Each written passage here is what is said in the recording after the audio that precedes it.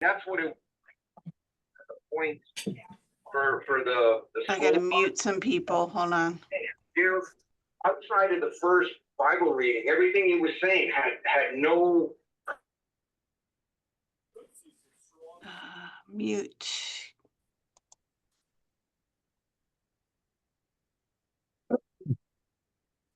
Okay.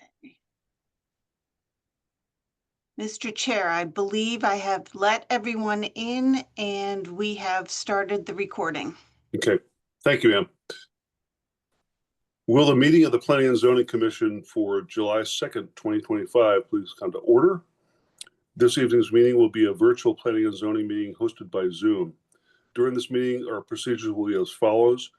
When you first enter the Zoom meeting, you will be in a virtual waiting room until the meeting host admits you. Please be aware that your camera, if you have one, and your microphone may be muted by the meeting host when you enter the meeting. You can turn on your camera at any time so that you can be seen by others when or if you choose to. In order to run an efficient and orderly meeting in this virtual environment, unless stated otherwise by the meeting chair during the meeting host may keep everyone other than the commission members muted. You will still be able to hear everything said by the commission members, even if you are muted and or your camera is not on. There will be an opportunity for public comment during public hearings, at which time public participants will be unmuted. During the public hearing, the applicant will be invited to present the application, explain to the commission and others present what is being requested. The meeting host will share all related documents on the screen as needed. In addition, all applications and supporting materials for each application on the agenda have been available through the direct link on the planning and zoning page of the town's website. Comments of town agencies will be discussed as applicable to the application. There will be clarifying questions from the commissioners, and the town planner will direct our attention to any additional items pertinent to the application. After the commissioner questions are exhausted, and we will be exhausted, those who wish to speak in support of or in opposition to the application will be asked to come forward, state their name and address for the record, and make a statement. The applicant will then have an opportunity to address any questions or concerns raised by the public commissioners. Once the public hearing is closed, the applicant is free to leave or remain for the balance of the public hearings and the regular meeting, during which the commission will try to reach a decision on each application. Each applicant will be notified in writing as to the decision of this commission and has a right to appeal to the Superior Court if desired. Decisions of this meeting are available the day after the meeting by calling the Planning and Zoning Department at 203-453-8039 or by emailing guilfordct.gov after 9 a.m. All actions taken on the applications tonight by the commission will be by roll call. All commissioners and staff will identify themselves for the record before speaking. See you this evening are the following members who will please identify themselves. Mr. Harrington? Present. Okay. Don Pritchard? Present. Roger? Present. Roger Joyce? Present. And Bill Freeman? Present. And I am Sean Cosgrove, Chairman. I think that is the extent of our commissioner presence. There are no alternates present. Staff present are Ann Harchin, Town Planner. Is Abby in attendance? Abby's here and Robin is here. Okay, good. All right. This meeting will be recorded via the Zoom platform and made available on the town website for viewing. All right, we are underway. Mr. Chair, if I may. Yes, you may. You may. We have a fairly long agenda tonight. I would propose that we go in order of the agenda, except we leave all of the items related to Guilford Village West to the end of the meeting. So decide on all of the other issues in the public hearing and site plan agenda before we come back to those items. just because I think that will take the bulk of the time and everyone else can dismiss themselves. I think in respect for the applicant's time at Ben's Knoll and the others, that I think that's a fair and reasonable suggestion. Okay, I will prompt you. Do I need to get the ascension of the other commissioners, or do we just move forward? You can if you would like to. I think it's a reasonable. So, fellow commissioners, do you agree with that approach? Yeah. Yes. Okay, good. All right. So we'll take them one at a time, as we usually do. The first item on the agenda is 17 Benton's Knoll, map 8, lot 2417. This is a PDD. The applicant agent is Dominique Serengesi, sorry if I've killed that name, of Torsen Stone and Garden, on behalf of the owner, John Frankie. This is a special permit for landscape improvements within Benton's Knoll. This was tabled at your last meeting because the notice was improper. So first item of order is to bring it back from the table. And then we neglected to open. If you want to open all the public hearings at once, you could do that, and then we'll just close them as we go. I have no, preference. I think that I would like to cover as many of the public hearing items as we can and then move on to 1940. Okay, no, that wasn't really a question. It was just that we need to open the public hearing on this one. All right. You can Do I have a motion to open the public hearing? So moved. Thank you. Second? Second.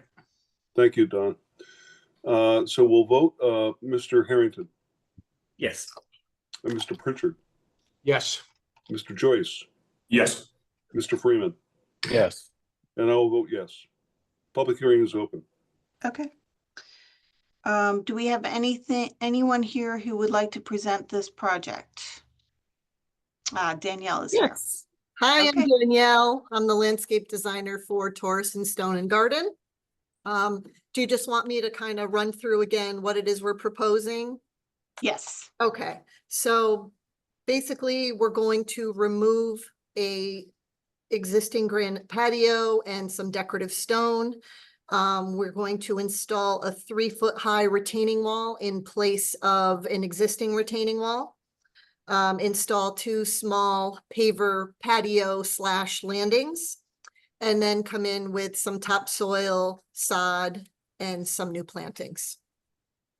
Okay, and I will share my screen so you can all see what she's talking about. And just confirm for the commissioners and the public that you have reviewed this plan. Yes, the entire site plan team has reviewed the plan, and the applicant has gained their inland wetlands approval. And this application is before you because, unlike other residential developments, one of the conditions of the Benton's Knoll approval was that any changes made to individual units would have to come back for a special permit. Thank you. All right, proceed. You might ask if do any commissioners have any questions about the plans?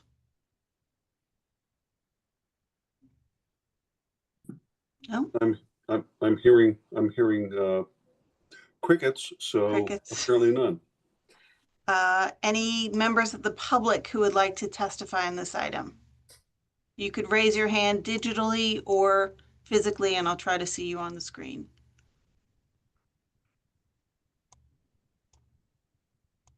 Okay, I Okay. do not see anybody, Mr. Chair. Okay, thank you. So our next step is to Make a motion. make a motion. I can do that, Sean. I offer a motion to accept this application as submitted in consideration of conditions that Kevin McGee has suggested in a letter to the commission. Number one, the limits of the conservation easement shall be marked out by a licensed surveyor prior to the start of work. Any damaged conservation easement markers would need to be reset by a licensed surveyor. Two, no grading, filling, or depositing material is allowed in the conservation easement area. That's my motion. Thank you, Roger. I'll second do that. What? Then I'll thank you. second that. Thank you, Roger. So I think we're not voting, are we? Yes, We are Okay, we are voting. All right, Mr. Harrington, Yes. Mr. Pritchard, Yes. Mr. Freeman, Yes. Mr. Joyce, Yes. and I will vote yes. excellent. Okay. Thank you. Thank you very much. Thank you. Mr. Chair, the next item on the agenda is a text amendment for site plan approvals for sign applications. We're actually changing that, but the applicant is Abby Halley, our ZEO, on behalf of the town of Guilford. This is a text amendment to clarify the provisions for approval, the approval process for signs. We made some minor edits to this. It's been on the agenda for about 3 months now. And we have gotten a positive response from SCROG as required. So Abby, I don't know if you want to add anything. Maybe go over what the changes are about. So, my name is Abby. I'm the ZEO, Abby Halley, the ZEO.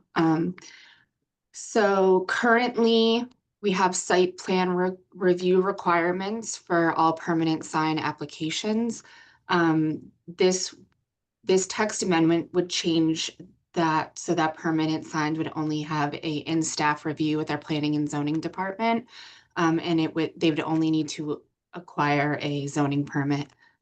They would also be subject to HDC approval and DRC approval as well. So we would keep that.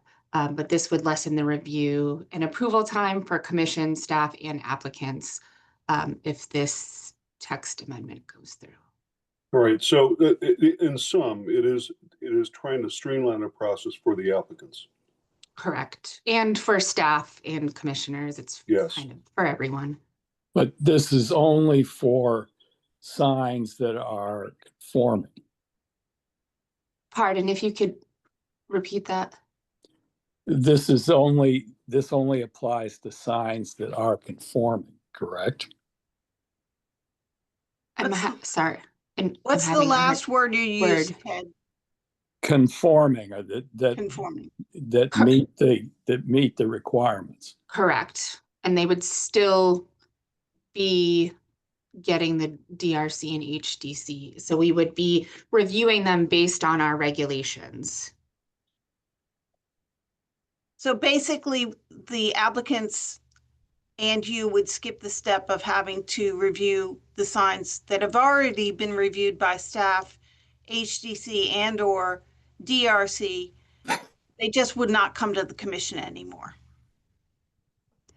I don't think any commissioners are going to object to that. It's a very efficient approach. Yeah. And I'm okay. Let's. Is I there think it's- anybody from the public who would like to testify on this matter? You can raise your hand physically or digitally, and I will see it on the screen. Okay, Mr. Chair, I don't have anybody who would like to testify. All right. So do I hear a motion? So moved. Thank you, Ted. And by the way, this is technical, but procedurally, I did not recognize you, Ted. I'm sorry. I didn't realize you were there. So I'm retroactively seating you. Thank you. I'm sorry. I was having trouble getting into the Zoom. I don't know what the problem. That's all right. All right. So Mr. Chair, just one moment though. I need you to read certain things into the record.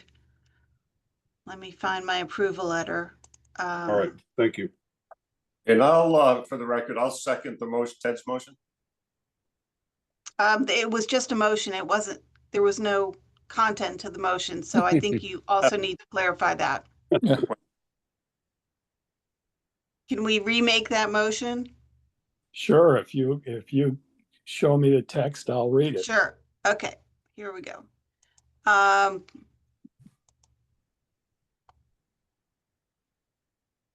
So the motion needs to be related to the staff report as shown on the screen or something to that effect. I make a motion that we approve the text amendment as shown on the screen and as presented by our CEO, Abby Holly. I'll second that motion. All right. We will take a vote. Mr. Harrington, Yes. Mr. Pritchard, Yes. Mr. Freeman, Yes. Mr. Joyce, Yes. Mr. Sands, Yes. and I will vote yes. Thank you. Thank you. The next item on the agenda is 262 Sachem's Head Road, map 15, lot 4A, zone R5. Applicant agent Jason McConey of Porticone Industries on behalf of the owner, Taryn Keeley Doran, board president of the Community Nursery School, Inc. Special permit to expand a childcare center in a residential zone. This agenda item needs to be tabled because it was noticed improperly. We have set a special meeting of the Planning and Zoning Commission for July 30th at 10 a.m. to hear this one item only. But if you could vote to table the item until that time, it would be appreciated. All right, I'll entertain a motion. I'll make that motion to table it. Thank you. Second. Thank you. All right, voting, Mr. Harrington, Yes. Mr. Pritchard, Yes. Mr. Freeman, Yes. Mr. Joyce, Yes. and Mr. Sands, Yes. and I will vote yes. Thank you, Ann. Thank you. The next item on the agenda is 219 Tuttle's Point Road, map 16, lot 123, map 17, lot 9, map 17, lot 10, zones R5 and R6. The applicant owners are Dave and Lisa Benchivengo. I'm sorry if I got that wrong. Special permit to reconstruct and enlarge a pre-existing non-conforming single-family residence per section 8.2E. There is an aligned coastal and site plan review for this project. So if we could conduct the hearing on the item for the special permit for the expansion of the non-conforming use, and then also after that vote on the site plan review, this applicant won't have to come back Sounds later in the fair. meeting. Sounds fair. Is there anybody who would like to present this project? Yes, hi, this is Joe Wren, professional engineer. Can you hear us? Yes, Ken. Excellent. Thank you. Again, Joe Wren, PE of Indigo in Old Saybrook. With me is Caroline, who also has worked on the plan and is from my office. Also on the call are Dave and Lisa Benchivengo. You can see their name listed there, and Ted Dombrowski, who is the project architect, who I know that you're all familiar with. So I know that you have a really long agenda, and we'll try to make this brief like you did the first three items. Very quickly, I would like to share my screen. It looks like I can do that. Can you see my screen? We can see it now. Yes. We can see it now. So this is a Google Maps image of the area just to get you in the right location. Here's Mulberry Point Road. Tuttle's Point Road kind of veers off at this location before you get to Cedar Grove Road. And it turns into somewhat of a private, very sparsely used gravel roadway that comes around, and the house in question is this modestly sized home at this location. You can see it's kind of surrounded by trees, plenty of buffer from other properties, and then to the north and east is the vast marsh that you're all very familiar with. So I just wanted to pinpoint that location because not a lot of folks even in town are familiar with this particular area. So that is the site we're talking about and the location. I'm going to switch the screen and bring up the site plan that you all have copies of and zoom into, you can see the change screen, right, with the site plan? Yes. Okay. So the yellow shaded portion here is the existing house footprint. The white non-shaded portion is the proposed expansion. So there's a 1-car garage here with some second floor space and then a connector between that garage over to the existing footprint of the house. The existing house will be taken down, but the footprint will remain. Any questions specifically related to that, Ted Dombrowski is on the call and he could answer those. But the reason why we're in front of you is because we are utilizing the existing non-conforming foundation and expanding that in this direction. The setbacks, this is a very irregular shaped and very unique property. We have received variances from Zoning Board of Appeals. We have received inland wetlands approval for this project. And we also have received health approval for this project. So the last stop is planning and zoning for the special permit. You can see the setback lines here that come in very, very narrow, come to a needle point at this location. So as you can see, you can't really build anything reasonable on this property without a slew of variances and special permits and so forth. The existing house has been there since 1955. It's a very small, modestly sized house, and this is a modest proposed expansion to that house. What we did at Zoning Board of Appeals is you can see these blue setback lines. So we asked for those setback lines in the variance, so 6.9 to this front setback here, which again is just this Tuttle's Point gravel road that there is nothing that you can't drive past this house. You have to turn around and go back out. So there's really no through traffic here other than pedestrians that go up and down that right of way, but there are no through traffic. So it can't be seen really by the traveling public. So the rear setback is 36.2 and that's the blue line. So all the development is contained within there, with the exception of this existing corner, which gets very close to that front property line. That is part of the non-conforming existing house setback that is remaining unchanged. We're not encroaching any further. The new construction is actually stepped back within 6.9 feet to the front entryway, rather than the 2 feet of the existing. And then on the back side, again, 36 feet, 36.2 feet, and none of the new construction is expanding beyond that 36.2 foot area.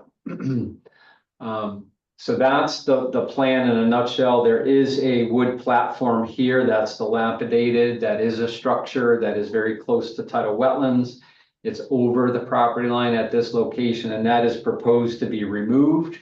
And then the area will allow just to be to grow back with the plants that are there now. So that will be removed. So that's an improvement of a nonconformity as well. Next thing I just wanted to go through we did submit a statement of purpose, which you have. So I'll go through that very quickly without being too redundant, and then we can go through the special permit criteria and some things related to the CAM. So the statement of purpose here, we talk about the existing conditions and the house being built in 1955. Mostly everything we already went through, and I'm sure you read this already as well. The special permit is required because of section 8.2.E.1 A and C regarding the non-conforming foundation footprint that we just showed you. And we go on to say the proposed project is consistent with those requirements of 8.2 because the project will enhance property values, improve safe access, since a garage will be added along with safer steps in building code compliant construction. Drainage will be improved with the addition of a landscape rain garden. B, this is not a commercial project, so there are no permanent proposed signs or lighting being proposed there other than standard home accent lighting. C, again, it's not a commercial project. There is substantial existing buffering around the perimeter of the property, as we showed you on that aerial earlier.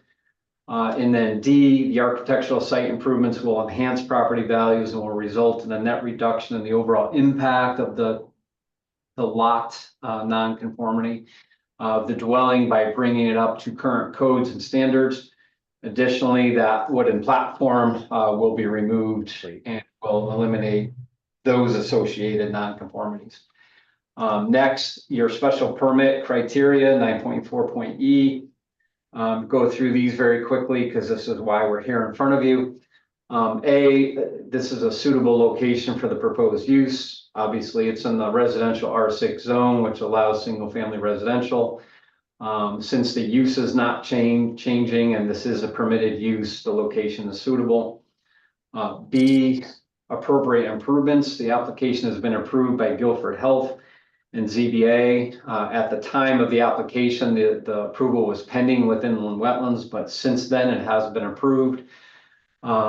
And during those other processes, it was supported by all the neighbors, including the Guilford Land Conservation Trust, which owns that marsh that surrounds this property. We did have a letter of support from them through our ZBA process. We did not have any letters of opposition or anyone come to any of the meetings in opposition of this project. So based on all of that, the proposed improvements are appropriate. C, suitable transportation conditions. Again, as we mentioned before, we're located on Tuttle's Point Road with direct access to Mulberry Point Road. The use will remain the same and the location of the house is not changing, so the transportation conditions that currently exist are suitable. D, similar to C, adequate utilities and services. The house has been there for 70 years, served by utilities. That will remain the same, so that is suitable. E, environmental protection and conservation. The north and east portions of the site contain both tidal and inland wetlands. Again, we did receive inland wetlands approval. We're located in the coastal zone, as you may imagine, hence the coastal area management application that goes with this application.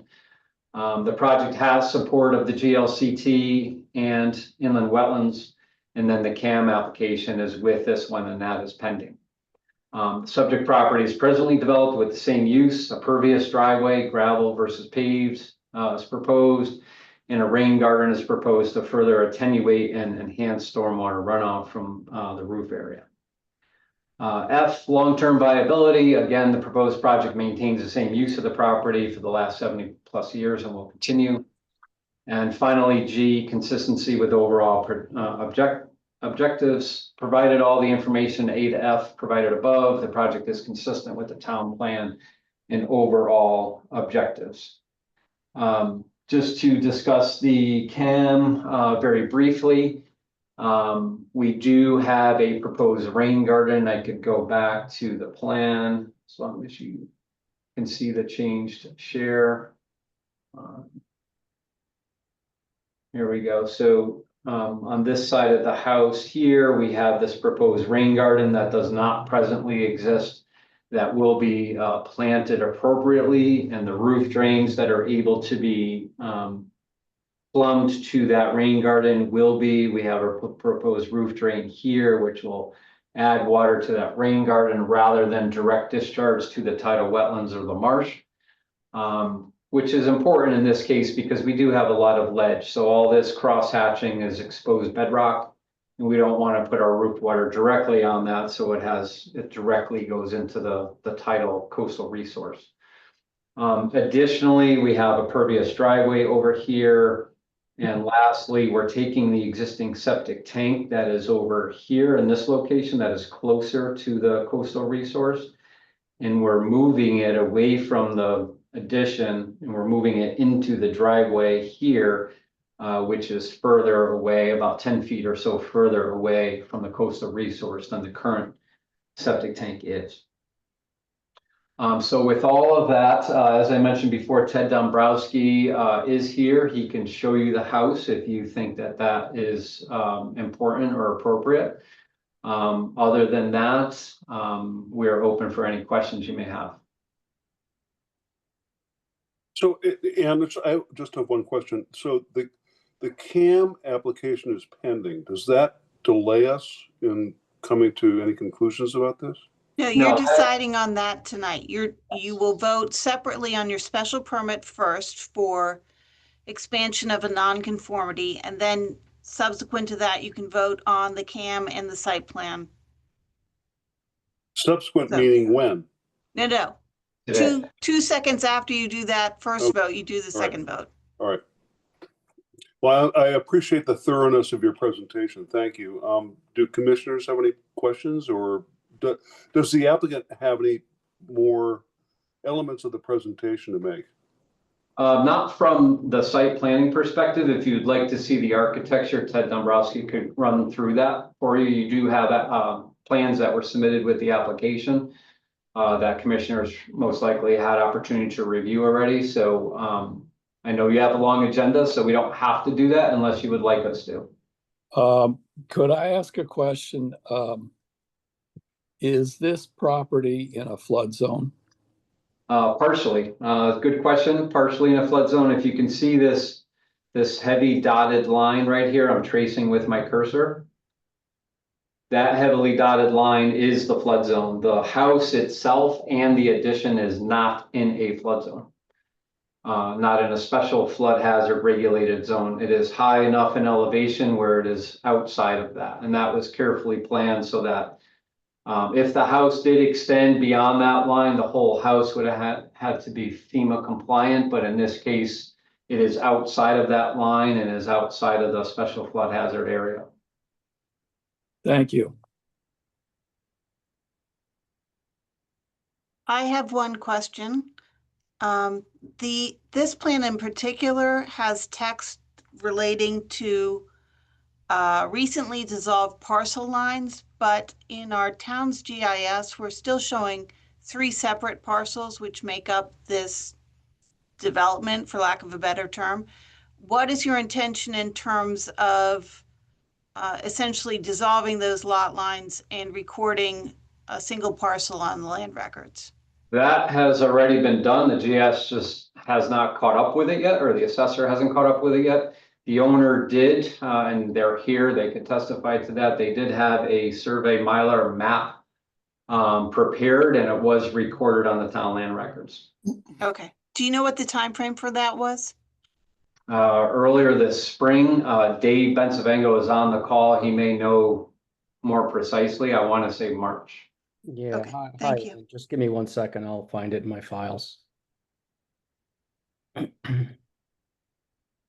We did do that purposely before we started submitting for the town approval, so that was just like we told zoning board of appeals, this was 3 tax parcels before, and it all has been merged into 1 parcel to make it more conforming as well.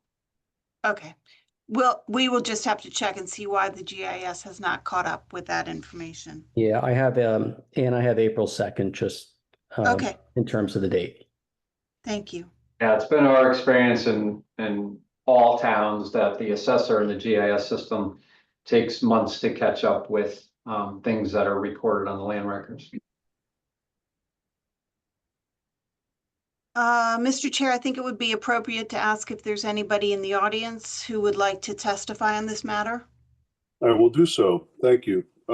Is there anyone in attendance for this meeting from the public that would like to ask questions and/or voice approval or objections?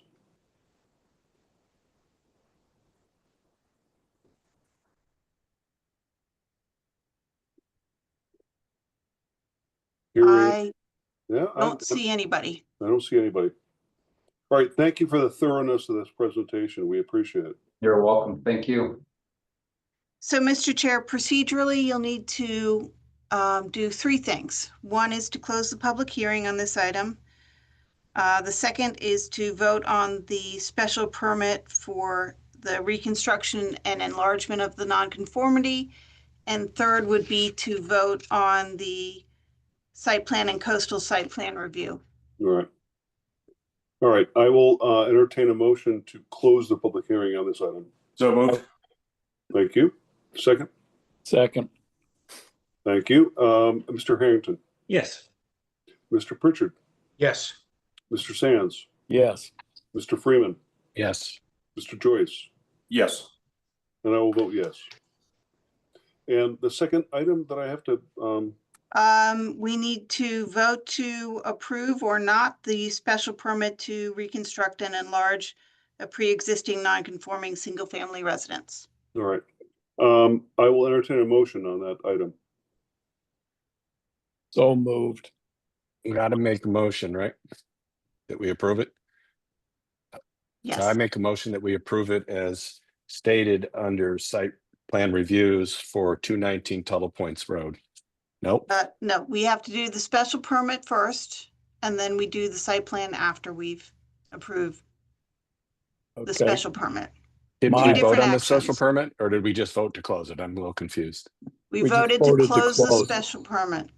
Okay, All Then And we right. need- I make a motion that we approve the special permit application to build and enlarge an existing non-conforming house on the Tuttle's Point Road. Do I hear a second? I'll second that. Thank you. Mr. Harrington, Yes. Mr. Pritchard, Yes. Mr. Joyce, Yes. Mr. Sands, Yes. Mr. Freeman, yes, and I will vote yes. Thank you. And then finally, Ann, A motion for action on the joint site plan and coastal site plan application. all right, do I hear a motion on that? I'll try this again.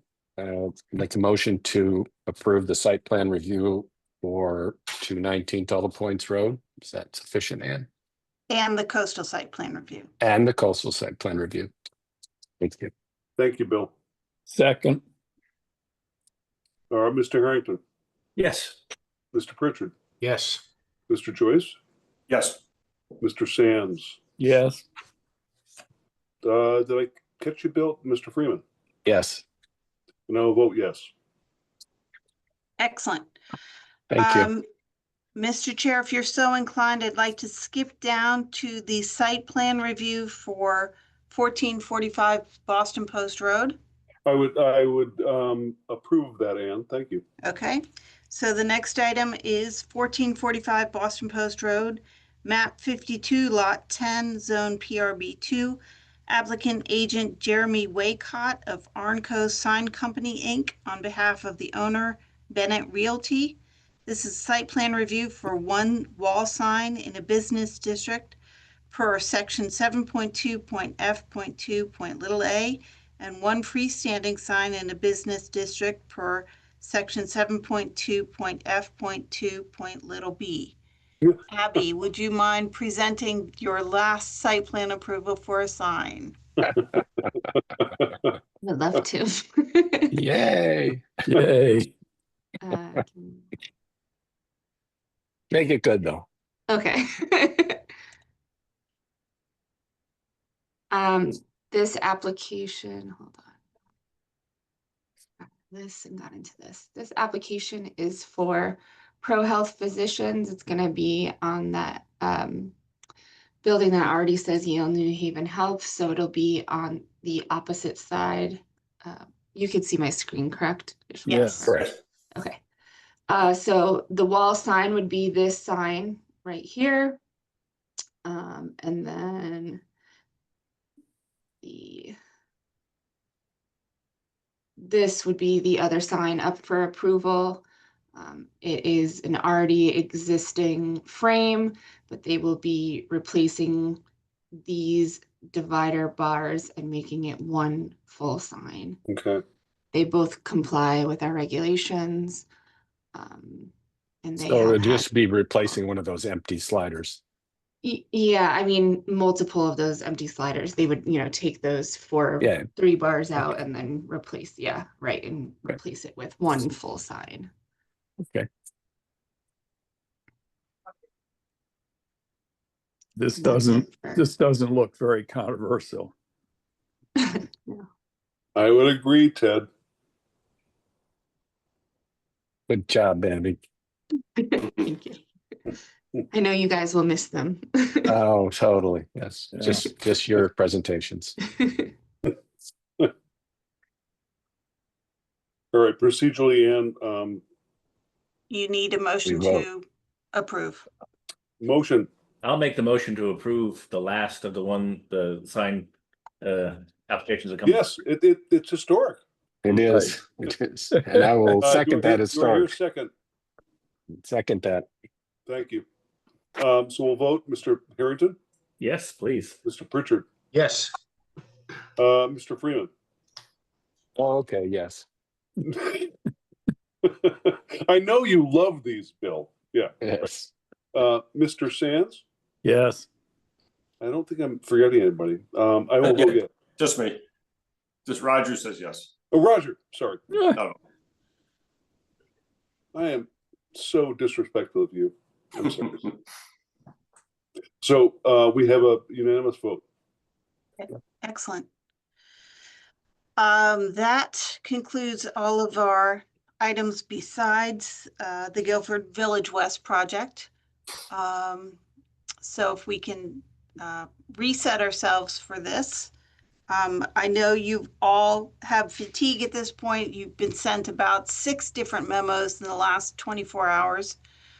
But they're all important and they are an important part of the record. Just a reminder, in terms of time frame for everybody, we received 3 applications for this project in January. One is a special permit to allow a building height in the residential area in excess of 40 feet. One, a special permit to allow 2 drive-throughs in the commercial part of the site. And then the site plan application for the entire development. Subsequent to that, we received an application at my prompting for special permit under section 8.3 excavation, grading, and filling. That special permit, should we move forward with it tonight, is on a separate clock than the original 3 applications. If you give me just a moment here, I'm going to. Well, and let's set some context here, because this site in its overall goes back at least, I mean, before my time on this commission, goes back 6 or 7 years. Oh, longer. Longer than that. Okay. There are previous valid approvals, still, that permits could be pulled tomorrow for a series of single-family residential homes that was decided, I can't tell you what year, Marjorie might know. I think it was 2011. Yeah. Those were approved by the commission in 2011, and because of the time extensions allowed under COVID, those are it's still valid approval. Right. But the applicant came back with a new application for a combined residential and commercial development. Yes, that is the series of 4 applications that are before you currently. Yeah. I want to set some context for any of the public and the other commissioners, as I am among them, who were not present, during all this. During the time from the initial approval, the applicant conducted excavations And that is what we're going to be discussing tonight. Well, among other things. No, that is not No. what we're discussing tonight, but, not So directly, in other words. that excavation's already done and over with, correct? We're not, so what we're really, I think, talking about the three things that were existing and then also the possibility that there is a special permit required for excavation and materials. Is that correct? Right, exactly. Okay, thank you, Bill. So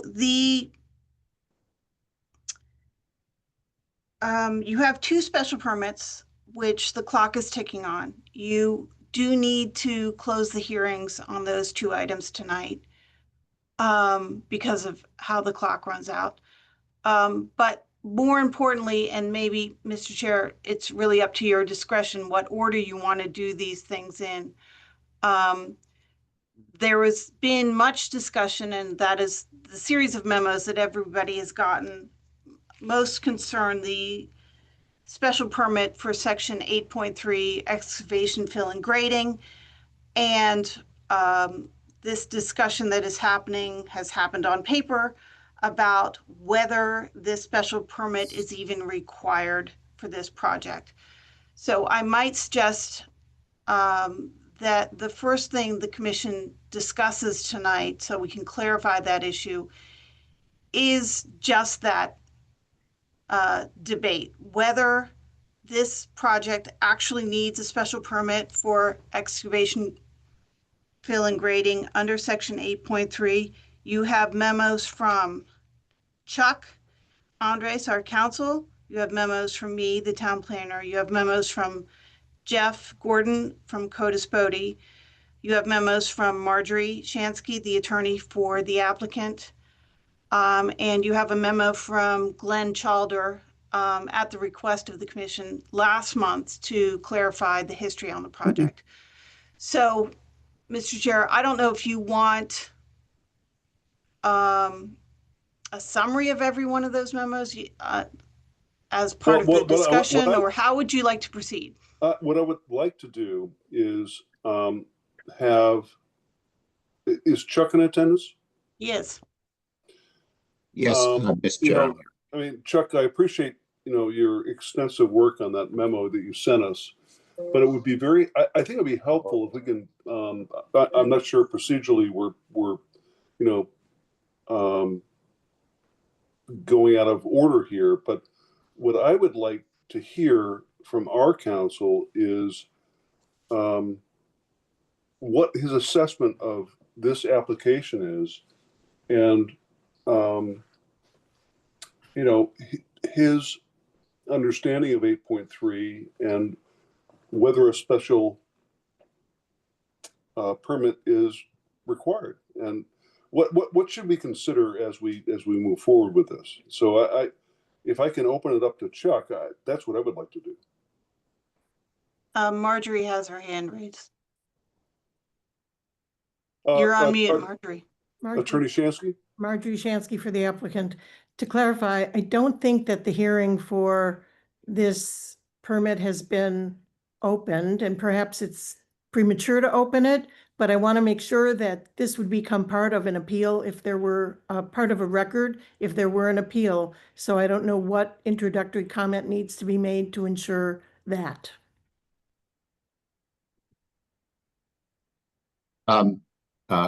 My suggestion is whatever we say, we can include in the record of whatever application is pending. So that's easy enough, I believe. Thank you. All right, where do we stand? Mr. Chair, did you want me to give a summary or what my take is of this? I would, Chuck. I just think that it would be helpful because, this has been ongoing for quite a while, and it's become quite technical. And I think, I would love to have more commissioners in attendance, but we don't. So to bring the commissioners in attendance up to speed on your best advice to us as our counsel, I would appreciate that. Certainly, Mr. Chairman. Chuck Anders, attorney for the commission for the record. I'll start off with the regulation itself. Section 8.3 starts off by saying, unless exempted by section 8.3C below, there should be no excavation, removal, etc., except pursuant to a special permit granted by the commission in accordance with the regulations. And then there's some other exemptions too. Mhm. So that's where it starts with it. Unless it's exempted, you got to comply with this. So the issue in my mind, the main issue is, does this come within any exemption? My understanding of the applicant's main argument is that historically this commission has not required a separate, I'll call it 8.3 application, excavation fill application, when the excavation and filling is being proposed in conjunction with a site plan or special permit. And she has, she had sent in her, I think, original letter examples of a lot of cases where there was lots of excavation going on and as part of a site plan, and the commission has not required a separate excavation application. And as one of the things I did, I spoke the former town planner, George Kroll. I had a cell phone number. So I just, for background purposes, to help get some history of this, I spoke with him, and his memory, and he seemed pretty sharp, was that when there was not a separate, when there was a separate site plan application, there was no independent excavation permit required as part of a site plan. He thought that there may have been something in the regulations specifically that said that you don't have to do that. So that's what my understanding of the applicant's main argument was, that, hey, look, it would be unfair to us to selectively apply this regulation to us when you have never applied it to anyone else.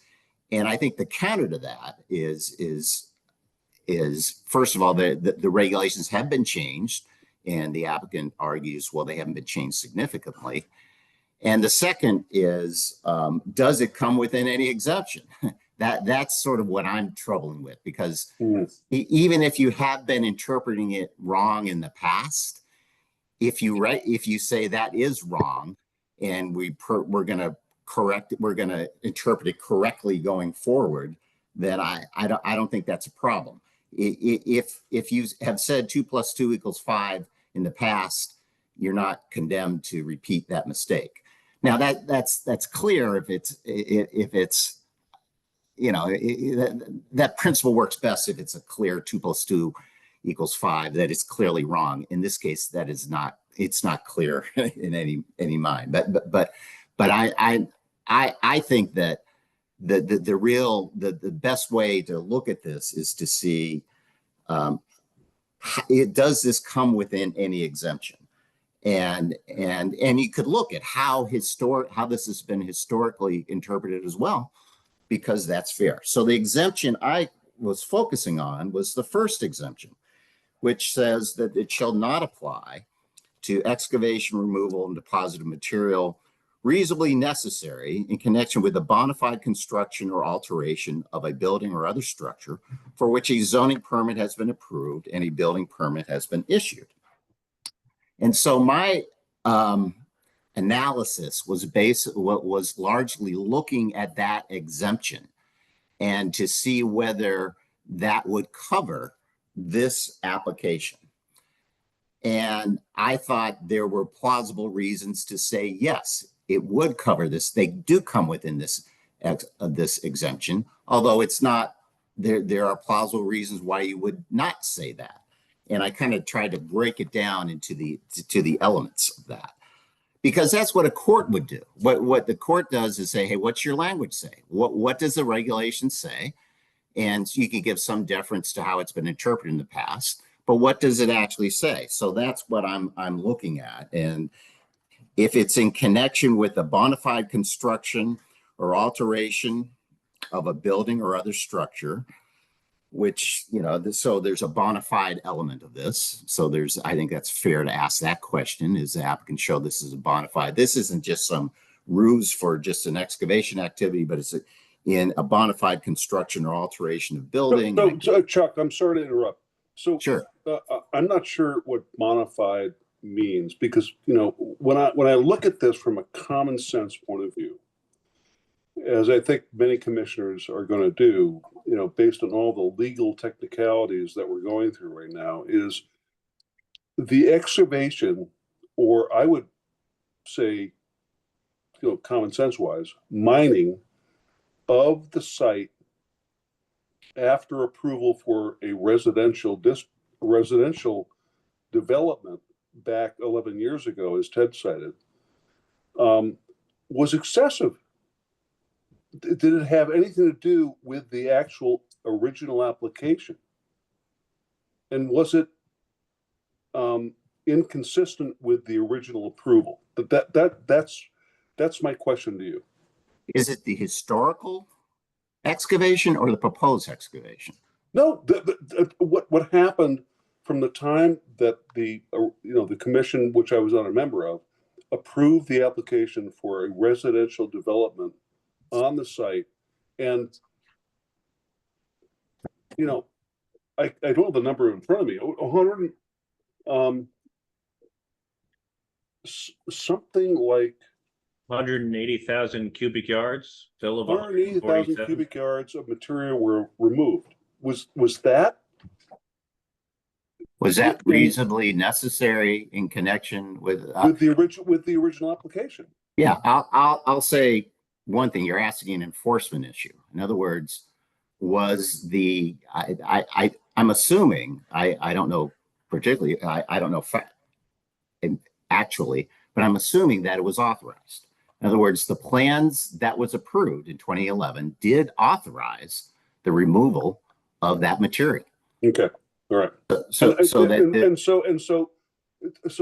is fair to say, and I hate to say it, is that the town was not paying attention. I don't know that. I don't know what conditions were imposed as it certainly was a lot of activity. There was a whole bunch of stuff removed, and whether it should have been no special permit was required then, and whether that was necessary. I mean, it does say that the excavation, both in the prior regulations and current regulations, say that the material has to be reasonably necessary in connection with a bona fide, which means good faith construction. So there's the word I'm looking for: reasonably necessary. Correct. But and what you're looking at today is not the past stuff, because I think that was it's the present. Mr. Chairman? Yes, Mr. Sands. It seems to me that the question that we're discussing is not what happened in the past, but whether there is a requirement for a filing of a special permit for excavation for the project going forward. And not so you're saying don't look back, look forward. The question is whether there is a requirement for filing a special permit to permit the project to go forward from where it is now. Mm-hmm. And our attorney is exploring the question of whether under the existing exemptions in 8.3, it would be, this project might be exempt from that requirement. And that's, I think, where our attorney was. Am I correct? It stands, I agree. So I think we should play that string out and see if we can reach some sort of a conclusion, because if the advice of counsel is that there's a pretty good chance that this thing is exempt under the existing language, then I think the question before us is decided. And, you know, maybe somebody wants to appeal that at some point, and some court might settle it 5 years from now. But I think that our attorney has done a fair amount of work here to help us to understand how this exemption works. And I'd like to hear the rest of his presentation. Thank you. Thank you, Ted. That was very helpful. Go ahead, Chuck. Sure. Thank you, Mr. Chair. Thank you, Mr. Sands. Yeah, so that's the issue. Does it come within the exemption? And I kind of broke down the elements of the exemption. Is it reasonably necessary? So is it reasonably, is it excess? Is it reasonably necessary? Have they shown that it is in connection with the good faith construction or alteration of a building? That's what bona fide means, good faith. Is it in connection with the project for which a zoning permit has been approved and a building permit has been issued? So that was the one I thought was most, you know, at issue, because a zoning permit has not been approved or in a building permit has not been issued. That said, if you approve the site plan and authorize the construction of the proposal, then that could be interpreted to mean that they can't begin the excavation unless they have complied with the conditions of approval and then get their zoning permit and building permit, and only then can they start. That's what I interpreted. That's one way of interpreting that. Or it could mean simply that it could refer to something in the historical past, that this is a grandfathering provision. I talked about that as a plausible way of interpreting that. Well, wait a minute. Let's parse this a little bit slower. Sure. If we approve the application for, they have made an application, and it requires approval of 2 special permits, one for height and one for the drive-throughs. If we were to approve those and we were to approve the site plan, would that then constitute enough approval to provide a safe harbor under this exemption? That would be a plausible interpretation of that. And the reason being, in general, there are, when you look at the exclusions, there's exclusions for subdivisions. So nothing is required. There could be earth removals as part of a subdivision. Right. As part of your site plan application, if you look at your site plan form, you're required to show the contours before and after, the existing contours and the proposed contours. And also the site plan form requires that you provide a schedule for the grading construction activities, including I'm reading from the form, including the start and completion dates in sequence of grading, construction activities, sequence of installation, and so forth. In other words, what the sort of pro-applicant, the pro-exemption argument is that if the excavation activity is covered as part of a site plan, that's something you can review as part of the site plan application. Your site plan application, your site plan requires that you show the changing contours. It provides that you have to show the schedule of grading construction activities. So there has already been an element of review by a commission so that you don't need a separate 8.3 application. That's the argument of reading why this would cover a site plan application, because there has been that other element of review that's part of the application. The other reason for that would be that seems to be how you have historically interpreted that. Because well, could it be also that this is why it has been interpreted that way historically? Yes, I think that the historical interpretation supports this reading of this regulation. I think that's a way of saying that, of making it consistent with past interpretations, of saying that there has been that element of review as part of the site plan application itself, and that so therefore you don't need a separate 8.3 application. That would there be any language you could suggest that we included in a prospective approval? Because I mean, we're some distance from approving this one way or the other, since we haven't heard from inland wetlands, and there's, you know, this isn't something we're going to decide tonight. But is there some language you could suggest that we included in the approval that would indicate that this is why we are not requiring this special permit for excavation, because we believe it is exempt under this exemption under 8.3? I mean, is there some way we could do this so that it would strengthen or make it easier for people to understand why we made the decision that we did? If you decided to go that way, and there are counter arguments, then yes, there is a way to do that. And it would typically be by a written resolution. It's not unusual for complex applications, and I would put this in that category, to have a written resolution of approval versus just a motion to approve or deny. And you could set forth various findings in various whereas clauses where we can set forth the determination. And again, there's certain elements of this that has to be reasonably necessary in connection with a bona fide construction.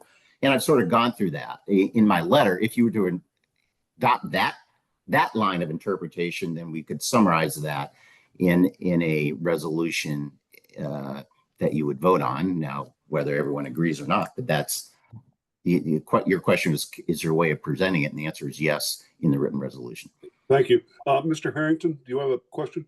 I believe Bill had his hand up first. Okay. Bill Freeman. I'm kind of confused in general why this has come up, because I think that as a matter of course throughout my experience with subdivisions and dividing land and building properties out, that excavation and material movement is commonplace. And so I don't, say for example, the project that was over in Village Circle, they moved a lot of material around, they took material out, they stockpiled it.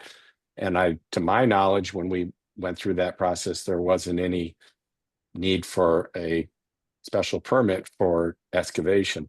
So I'm just kind of trying to wrap my head around why we are discussing this in this particular project. Why did it come up, and why is it different than other projects where you're putting a subdivision in and you put a road in and you put storm drainage and all the other things? These all require movement of dirt and such. So I'm just confused what brought this to this level of scrutiny. I can answer that question. Sure. When I was reviewing all of the documents submitted in the spring and reviewing all the regulations at the same time, I came to this section and I had a question. And I said to myself, why? My plain reading of this 8.3 was that a special permit was required. So I reached out to Glenn because there is some super ambiguous language in 8.3.b regarding applicability.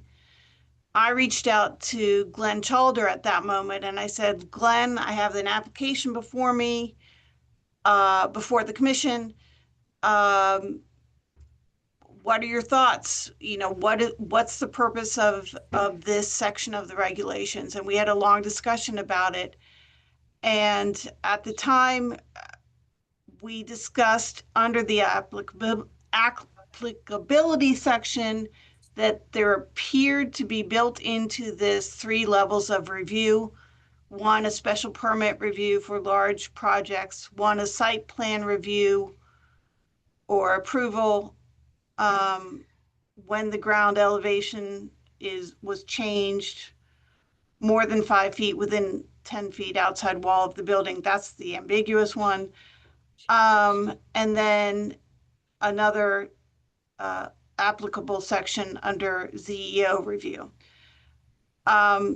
So at that moment in time, I reached out to the applicant and I said, can you explain to me why you haven't, applied for a special permit for this? And that's essentially what got the ball rolling. Okay, I But appreciate that, and I think but that in this case, the majority of the site work has been already done, and I think that what they're really trying to do at this point is just put their infrastructure in and put placement for buildings and pads for commercial uses. So I would respectfully disagree that moving 100,000 cubic yards of additional. it's a very large site and it's a very large project. So I can speak from experience that I have moved more than that. And I don't Understood. I don't I'm just going to throw it out there. From me, I don't think this is necessary. And that's all I'm going to say. I'd like to bring up a point here. This, when I read this section, well, let me step back. My background is mining finance. Okay. I've financed mining projects around the world. And this section, if you go back to the old regulations, related to excavation for mining. That's what this was about, for people who were taking topsoil, for people who were developing fill to help people,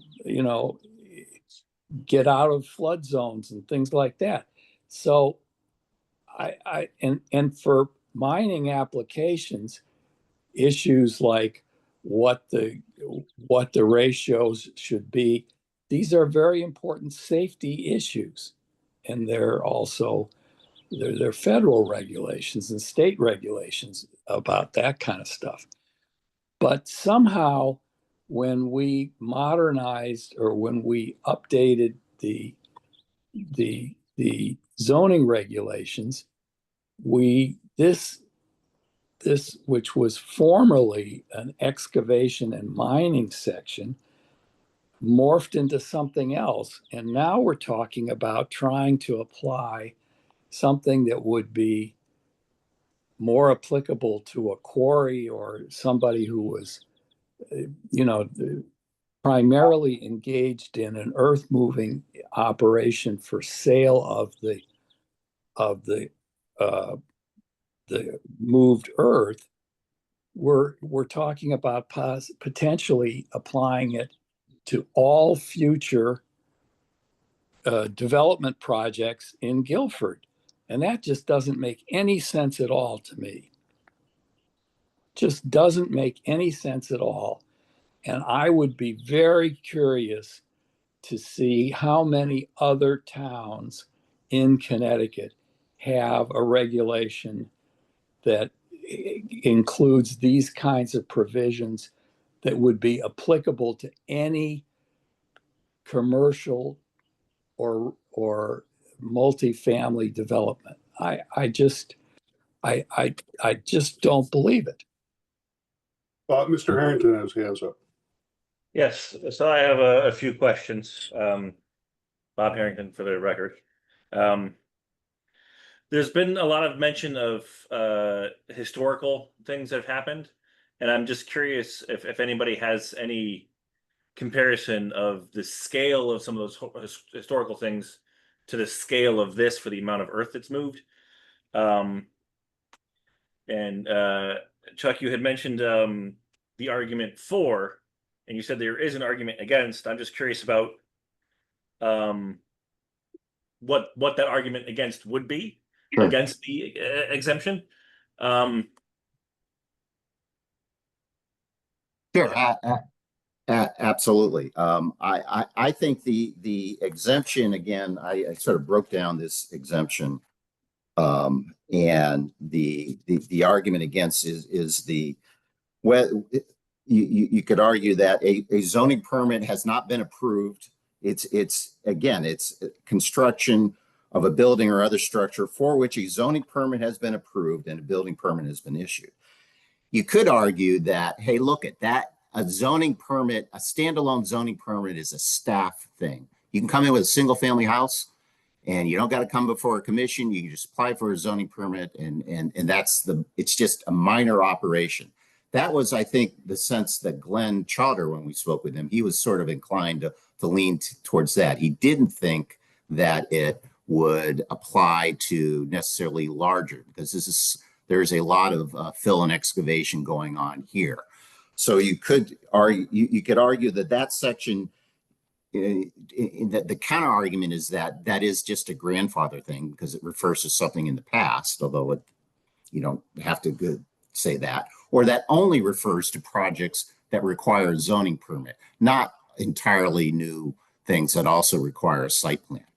I mean, I've done the counter to that as well, that says everything requires a zoning permit, whether it's a site plan or special permit or a single family house, whether it comes for its commission lot, you have to do that. But that is I think a plausible argument that Glenn had come up with. And then there's the other arguments are that this is just so much stuff that this is, and I think Ann, your town planner, was saying, hey, look, this is really just a lot of stuff. We need to have the safeguards. The issue, I think, comes down to what's really going on is there's some stuff in this regulation about the exemptions, particularly of the 3-to-1 slope, and I think the 100 foot from the property line, that would be, I mean, Attorney Shansky argues it would be confiscatory because that would really preclude a lot of development if you have to finish up at a 3-to-1 slope, and that's not necessarily, that wouldn't apply if you don't have to apply for this application. I didn't really go into that, but that's what I think it comes down to, is that there are certain elements in this specific regulation. Otherwise, it's just sort of a regulatory thing that isn't, the standards are fairly vague and you may have authority to look at anyway.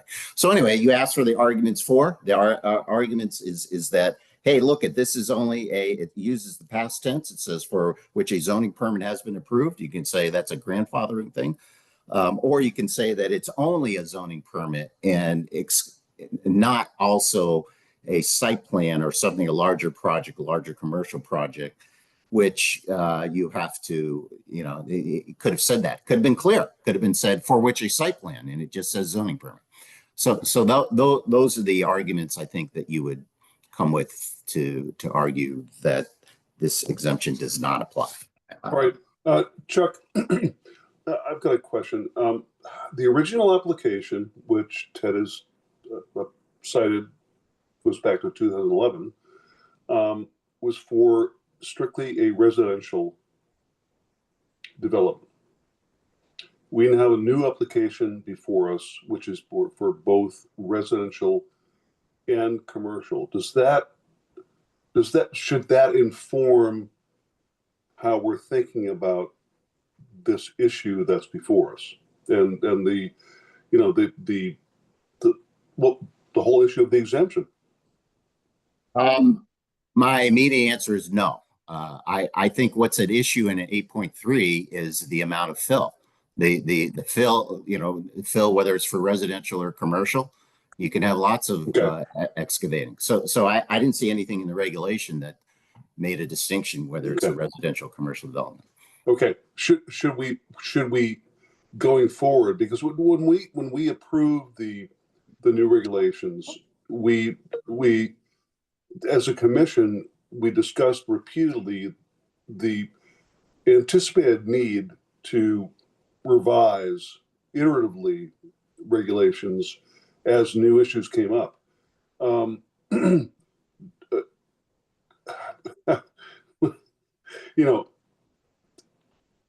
our bill with you might be going up quite a bit, but do you have even some initial suggestions about how we should tighten things up and make it clearer? Because our intentions in the very beginning were to make it easier for applicants. And it doesn't appear that we've done so. Sure. I think it was Mr. Sands that asked, what do other towns do? I mean, are we an anomaly here or whatever? And I actually, It seems to me that the reason that we have never applied this to a construction project is that the exemption was designed to exclude construction projects where the excavation was just part of getting ready to do some construction.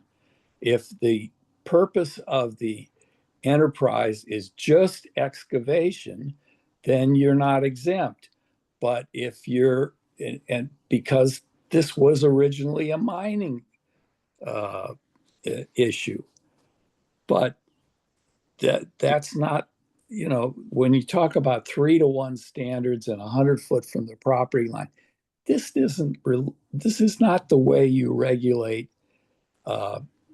residential and commercial buildings. It's just not. It's the way you regulate a mining operation. there were a couple of things that Glenn mentioned in his memo, and I'll throw it in. The prior regulation, first of all, I think it's going to apply. I'm assuming George Kroll and the applicant's attorney is correct that this would not, if we hadn't changed the regulations, the historical practice is that you would not have required a separate fill excavation application for this project. You know, again, I point out there was changes. You added some purposes, and it's there are some sections, and Attorney Shansky argues that this is just a standalone fill or excavation when it's not connected with a building, and it could be mining, it could be a farm pond, it could be just elevating, putting more stuff on there for whatever reason. But we wanted to add some basis to regulate that if it's not connected with a site plan. But once you have a site plan, it could be regulated as part of that. So the reason I mentioned what other towns do, other towns are all over the lot. I did find that for example, if you want to make it clear, and I'm in the chairman's thing, I looked just for the fun of it. I looked up like 6 regulations. In an exemption for Shelton says exempt work associated with a site plan, site development plan, or special exception approved by the commission in accordance with these regulations. So that would be clearer than what is said now. It uses the word zoning permit. So if the idea is you wanted to make it clear, you could, and that's what you wanted to do, you could do that. There are other towns that do require, even as part of any kind of filling excavation, even if it's part of a commercial, a building project, do require that. That said, those regulations may not have the 3-to-1 slopes and the other things that are really troubling here, but do require it as part of that, a separate excavation permit. I know Brantford does that. And then there are some that are, trigger a permit on the amount of fill. I saw one town, that Bethel, that did that. And then I cited a case that was pretty similar, used similar language, and in that commission in Old Lyme, basically said, hey, no, they thought that applied to, mainly excavation operations. And the court said, yeah. And that language was similar to that, so to ours. So there are some that say, no, if it is part of something that you're reviewing as part of your regulatory review of a site plan, then you don't need a separate requirement. Mm-hmm. So the other thing I wanted to mention is, the prior regulations had this thing that we can waive the requirements, and we can modify the requirements for, if we think it's appropriate. And I remember telling Glenn this. He said, that's the McKenzie issue. And I said, you can't say that, because that's pretty clear that the theory, what we mean by McKenzie issues, that's the name of the case. And that's a case where I think it was out of, I forget what town it was, Monroe, where the commission gave itself authority to waive regulations, including setbacks and landscaping, everything else. And the court said, no, that's why you have ZBAs. ZBAs, you got to get a variance for that. You're usurping the power that the legislator granted to the ZBA. You can't just take over their power. That's illegal. So that was an easy legal thing to say. No, you can't just say you can modify stuff. And then there's some wiggle room that says, well, you can't just modify it unilaterally, but if you give standards, then you can do that. So there may be a way of doing that. That's what Glenn was talking about there. So there was some flexibility in the older regulations that modify that illegal modification provision, which I had recommended when I looked at an early draft be taken out. And I think it because that may have made a difference as well. Well, let me ask a question here. If there is better language in some of these other towns as to what is exempt and what isn't exempt, it seems to me that what we have now is awkward and difficult to use because we're fumbling as to whether in a case like this it applies or not. It seems to me that this is an instance where we ought to go back and revisit this section and see whether the language from some of these other towns makes it more clear that if it's part of an overall construction project, it's exempt. But if it's primarily an earth moving or excavation project, it's not exempt. And then the 3 for 1 and 100 feet, et cetera, those kind of rules apply. And I think we need to modify this section to clarify these things. And since we're not going to decide on the applicant in the next month, I think we have time, especially if we were to call a special meeting of the commission to consider how to change this language and to clarify it so that it's cleaner and easier to interpret. Then this problem could be resolved. Yep. Thank you, Ted. I do agree with you. And I think that we, just to give notice to commissioners that we are considering a special meeting along the lines of Ted's suggestions, that we hold one. We're going to be holding one on July 30th regarding the community nursing school, nursery school. But we should consider, I think within the next 2 months, to have another meeting to specifically consider revising 8.3 to just clean it up. So the confusion that may result from the current language is removed, and that it's easier for people to interpret and easier for us to interpret. Mr. Chair, if I may, yes. A text amendment in its best form is going to take at least 3 months to do. I think I would encourage you to make a decision one way or another tonight as to whether 8.3 applies to this application, because we don't want to hold them up. I know. We don't, public hearings on a text amendment of this size could go on for months. Yeah, I know. Okay. So, while I appreciate the sentiment, I think practically speaking, you already have 4 meetings for the Planning and Zoning Commission on the books for this month alone. And it's a lot. Yeah, I know. Bill and Bob both have their hands up. Yep. Bob, you're first.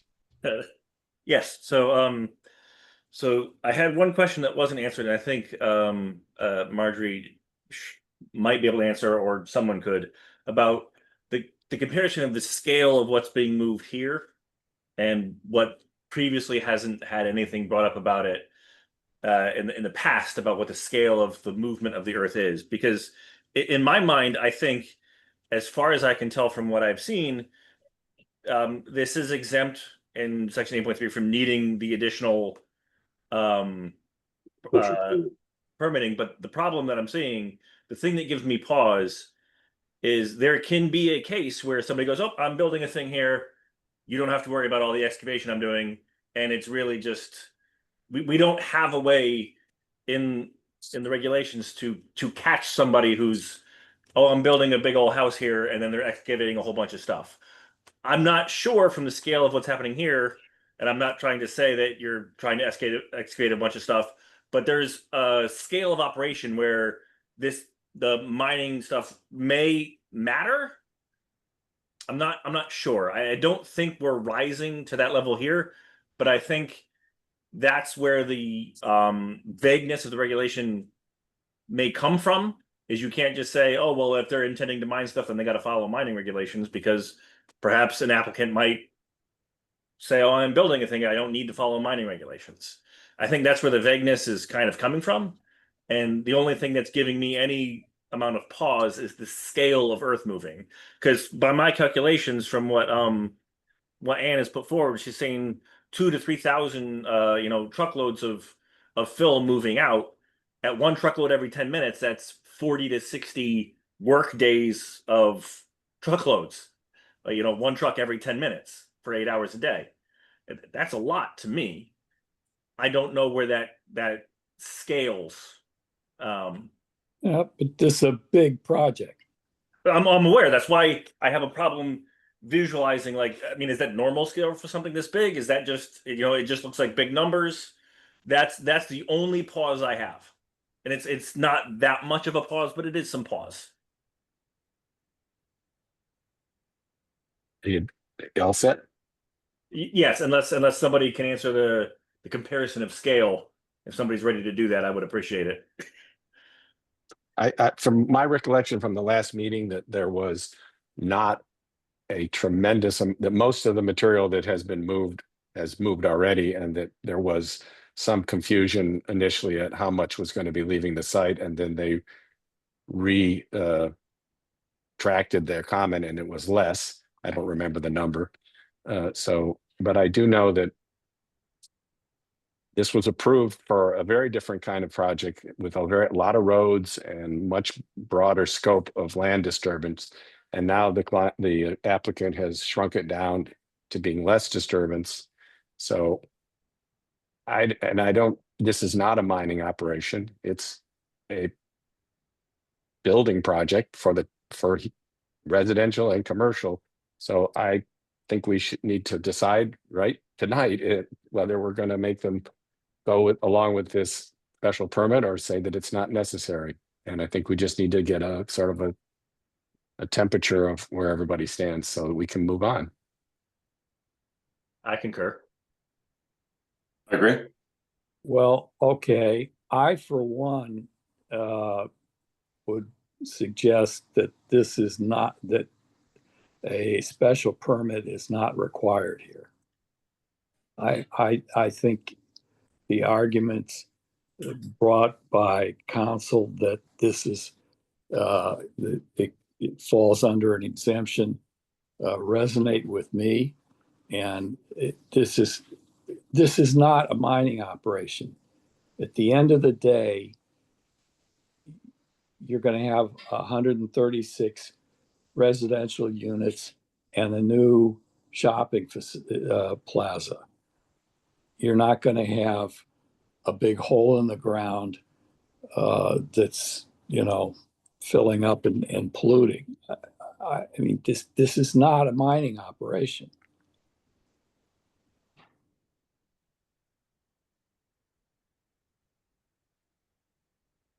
Any other comments from commissioners? Yeah, I think Ted has articulated well the situation, and I think a common sense approach to this question is focused on that point of what is the intent of this project. the applicant has shown for a long time a significant investment in this project. You're bringing housing and commercial opportunities to our town, to our residents, and I think this. Well, I'm not going to call it detail because we've got a lot of movement of materials to talk through, and perhaps in support of the project, maybe that's an element we can have a conversation about and have an agreement as to how to manage all of those materials, specifically the truck traffic question.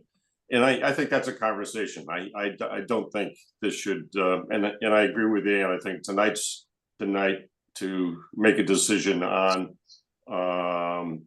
this question, whether or not the special permit is required in this situation. And I would support a vote on that. I would too. I think that we have got to move forward. You know, I think that I'm not going to interpret commissioners' comments as to whether they are in favor or not in favor of this project. But you know, personally, I think that it's probably good for the town in the long run, as long as they dot their I's and cross their T's. I'm not convinced that this applicant has done so in the past, but I think as a commission, we want to move forward. And I think that's what Ted, that's what Roger's saying. And you know, Don, you've been pretty quiet. I'm not gonna call you out, but I just wonder if you have any thoughts. No, I'm pretty much in agreement with the exemption, the way the attorney laid it out. It's been an existing project. It's like, as Bill had mentioned, you know, it's actually shrinking in size. There is some product that has to be moved, but I think it's a proposed building site. They have an intention, not as large as what was originally intended, but I do believe that for all in purpose with this 1940 property, that, you know, under exemptions, 8.3.c subparagraph A, it meets the criteria. So out of curiosity, if we were just going to say, hey, we're going to vote on they don't need that it's an exemption and they don't need a special permit for the under 8.3, do we just make a motion to that effect and move on to the next thing? Yes. That's correct. Then I will entertain a motion. I will make the motion that that they do not need the that they meet the exemption and they don't need to put in a special permit under section 8.3. Okay. I'll second that motion. Thank you, Mr. Sands. Let's take a vote. Mr. Harrington. Yes. Mr. Pritchard. Yes. Mr. Joyce. Yes. Mr. Freeman. Yes. Mr. Sands. Yes. And I will vote yes. Moving forward. Subsequent to that vote, Attorney Shansky, are you withdrawing your application for special permit under section 8.3 for this project? With an expression of my gratitude to Attorney Andrus for his very comprehensive review of the regulation and the situation, and to the commission, yes, I am withdrawing the application. Thank you. Thank you, Attorney Shansky. Okay, so the next items on the agenda is the special permit to allow building height in excess of 40 feet. This is 1940 Boston Post Road, map 79, lot 41, and map 78, lot 39. Zone BMU and SC. The agent is Attorney Marjorie Shansky for the applicant owner, Robert Sachs, principal of 1940 Boston Post Road, LLC. The special permit to allow building height in excess of 40 feet per section 4.5.d, table notes 4. I will note for the record that this application was voted to be continued to this meeting. We are essentially out of time on the public hearing component, and with the extensions granted by the applicant. So we will need to close this public hearing tonight, but we should ask if there is additional material related to this application that the applicant would like to submit for the record. Excuse me, Mr. Chair, do you need me for this or I? No, I think Chuck, you've been very helpful. I think the commissioners have found your comments elucidating and helpful, and we appreciate your time. And Have a good evening. Yeah, thank you. Okay. Good night, everyone.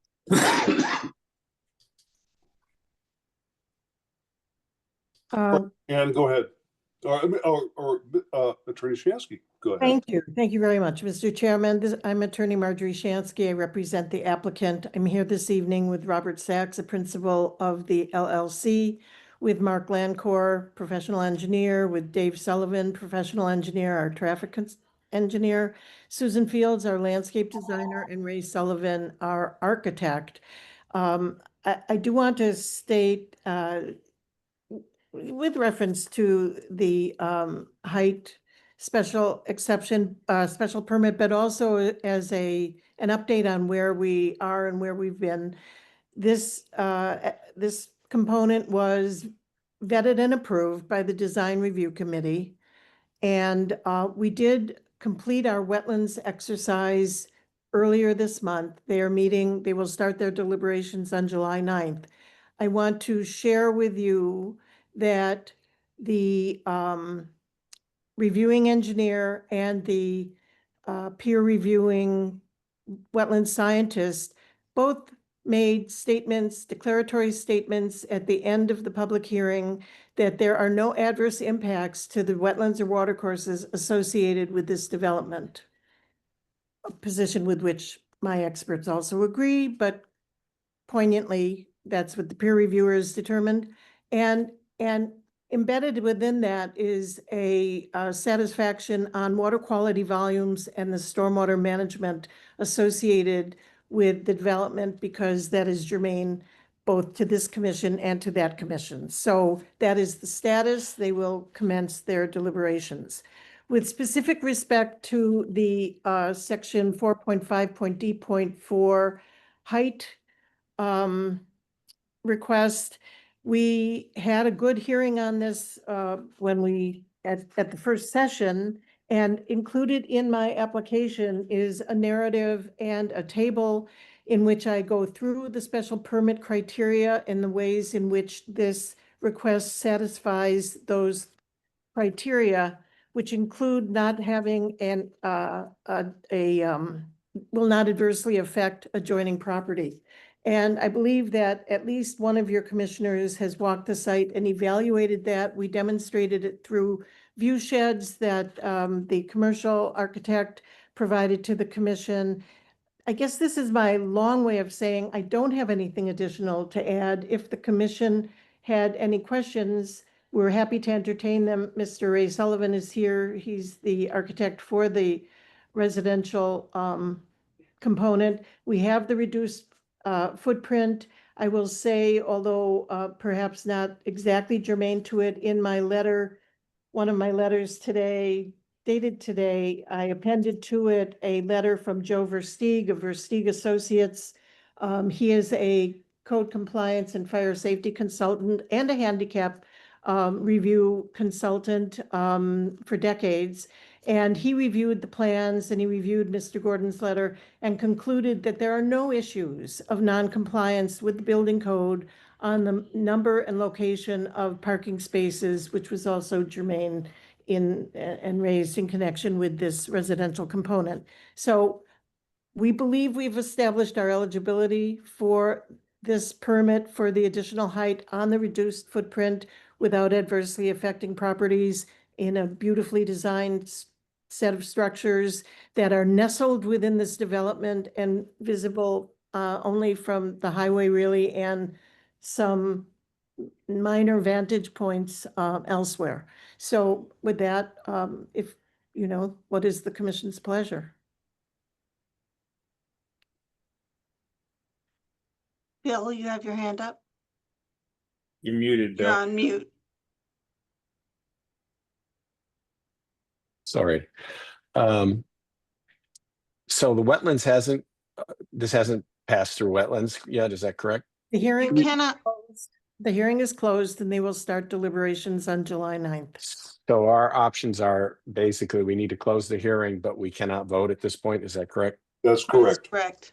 So And Unless once you close the hearing, you cannot take any additional information. So if you need, I personally think my information meter is full. Oh, come on, Bill. You've got a bigger tank than that. No, no, getting old.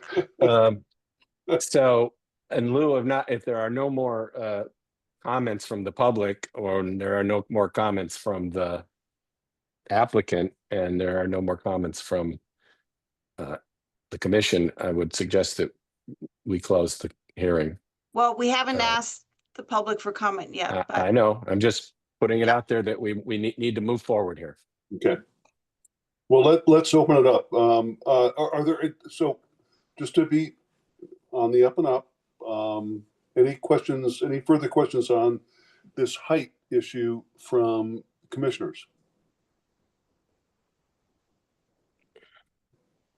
Apparently not. Are there any comments from any members of the public who are attending this meeting, who have questions, objections, or approvals? Ann? I don't see any people. Okay, all right. All right, Barring no more questions, I would like to make a motion that we close the hearing. I'll second that. I will entertain votes. Mr. Harrington, Yes. Mr. Pritchard, Yes. Mr. Joyce, Yes. Mr. Freeman, Yes. Mr. Sands, Yes. and I will vote yes. Thank you. Our next item, Ann, is I would suggest that you make some statement about an intention to deliberate at a later date on this item, just for the record. Well, I'll make a- obviously, we have to have a decision by inland wetlands, and once they've made their decision, then we need, as a commission, to deliberate and decide what Yes. we recommend. Yes. Okay, that's all I wanted there. Thank you. Yep. Thank you. The next item is same project, 1940 Boston Post Road, map 79, lot 41, map 78, lot 1, zone SC. The agent is attorney Marjorie Shansky for the applicant owner, Robert Sachs, principal of 1940 Boston Post Road, LLC. This is a continued special permit to allow 2 drive-throughs in the SC zone per section 4.11.c.2.c. Good evening, Mr. Chairman, members of the commission, Attorney Marjorie Shansky here with my team, and including Dave Sullivan from SLR, our traffic engineer. In the application itself, I have provided a grid with the special permit criteria of section 9.4.e as applied to this request to state very explicitly for the record, one of the requests is for a drive-through and the other is a pickup window. And if you recall on a variety of different graphics that have been shared with the commission, that the queuing for the pickup window is shorter than the queuing associated with the drive-through.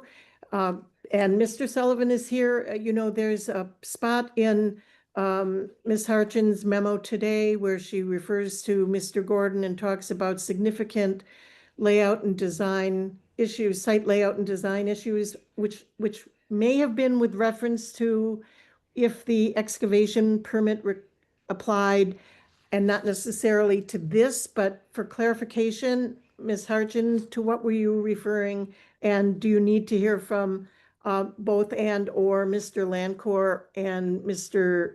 Dave Sullivan? Because I want to dispose of any concern on the part of the commission that this is a properly designed site. It's been a long day, so I can't really tell you what I was referring to at that moment in time. I would suggest that we ask Mr. Gordon if he has any comments on the plan. We recently got a conformed set of plans of what I will call in quotes, the final design.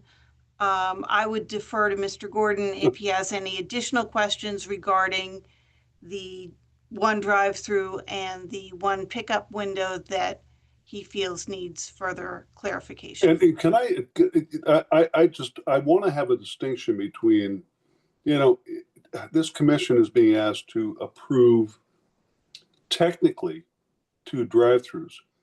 Attorney Chansky has tried to make a distinction, which I'm not clear about, between pickup windows and drive-throughs. I think the regulations talk only about drive-throughs. We may be splitting hairs here because there is no other language in the regulations, but I think Attorney Chansky is attempting to add more detail to her application to clarify the difference between the 2 uses, not to speak for you, Marjorie. Well, as I recall, Attorney Shansky indicated that there would be some sort of documentation providing that the one is a full drive-through, but the second restaurant site does not have a full drive-through permit, but only a pickup permit. Is that correct, Attorney? Correct. And that is what the illustration prepared by SLR demonstrates. And our other conversation is that it will be explicitly set forth in the conditions of approval, that one is a drive-through indeed, and one is a pickup window only. That is the documentation, but also the drawings govern, and that's what they provide. And perhaps, I don't know if Mark wants to share that image and if you'd like to hear from Dave Sullivan, but we're happy to do that for you. The fact that they've taken the time to be here, I would like to hear more from them. Thank you. Thank you.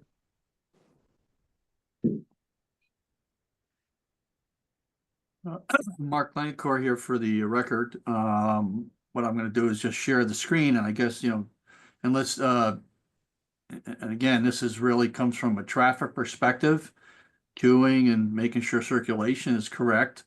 I would perhaps maybe want to divert to Dave, only because he's our traffic consultant and also is the one that had reported everything to design review, which they're the ones that actually went through and agreed with, and made the recommendation that this is okay. So perhaps I can bring Dave into the picture here, and then Dave can take it from here. Sure. Dave Sullivan for the record with SLR. Specifically related to the drive-through and the pickup window, the difference is the pickup window does not have an order board and is a much quicker thing. So there's a lot of restaurants out there nowadays where you order online. You could still order by phone, but for the most part, it's order online. And when you go into these restaurants, usually you'll see racks.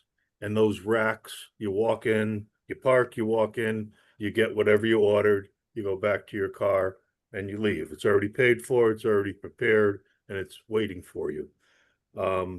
What the pickup window allows you to do is not have to park and walk in.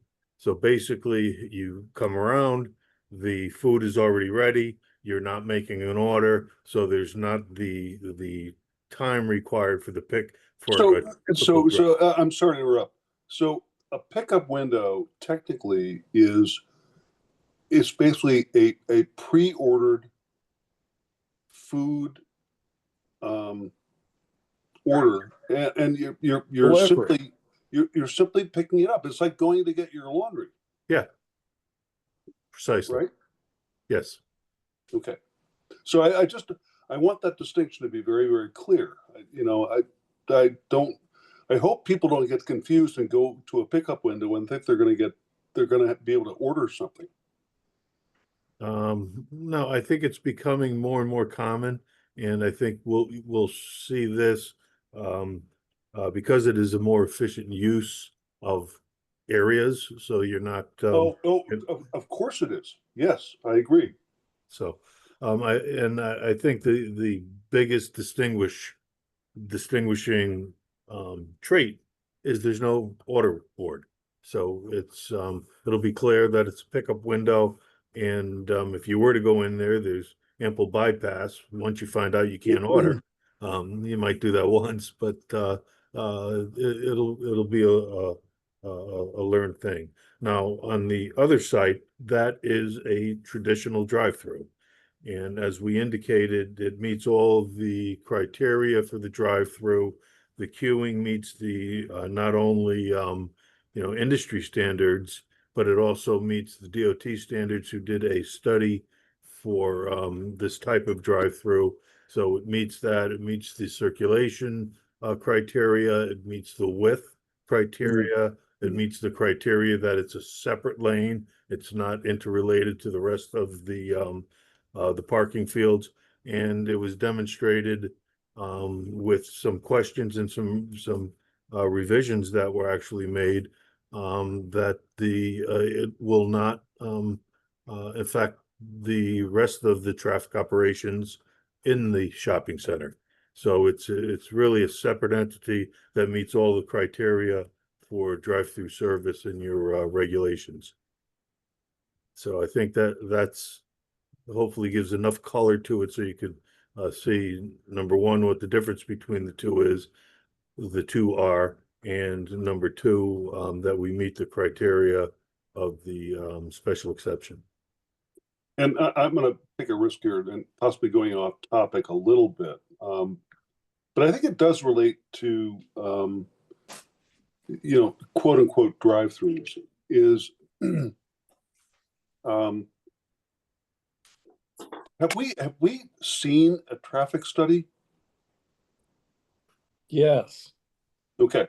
All right. Yes, for the full site development, yes, we have done a traffic study. Okay. All right. Thank you.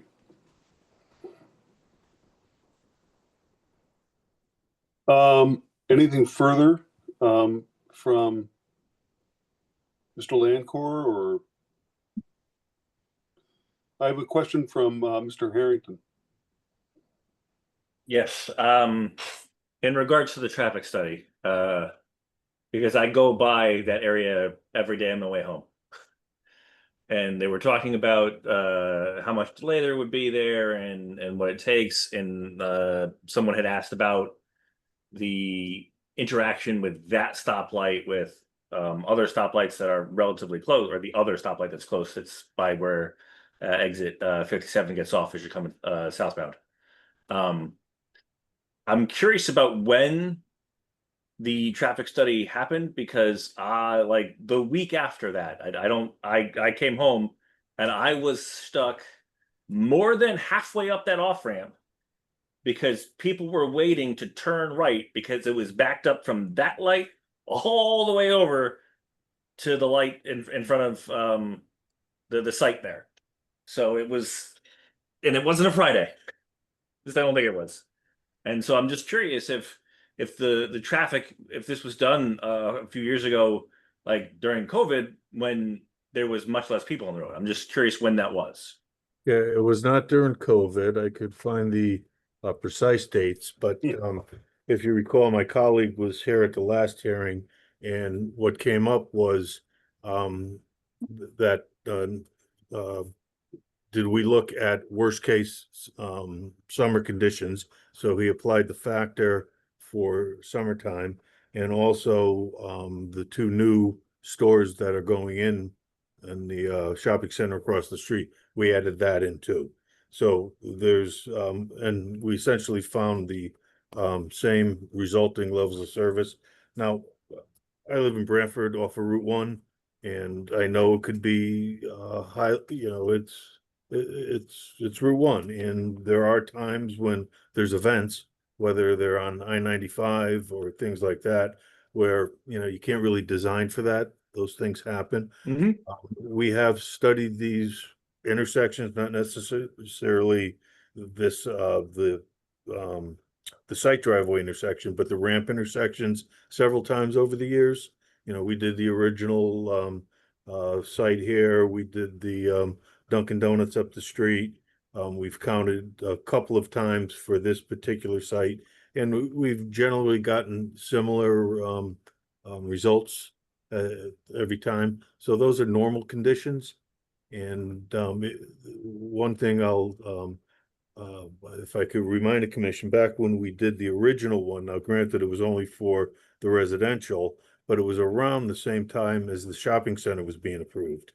And when we went through our, might have been the STC at the time, I don't know if it was changed to OSTA yet, but when we got our approval and they got their approval, one of the things we worked with the engineers on the retail site was that this signal be designed such that when our development came in, which was going to be following chronologically, that we wouldn't have to rip down the traffic light, do all kinds of new widening. So we made sure our driveway, the signal equipment, all of that stuff fit. And at that time, both developments were contemplated in the studies. Now, granted, it's a different application now, and we're going through those analyses again, but we'll go back to OSTA and have to demonstrate that all over again, that this works. I appreciate the context regarding when I was first started, because I was not on the board at the time. So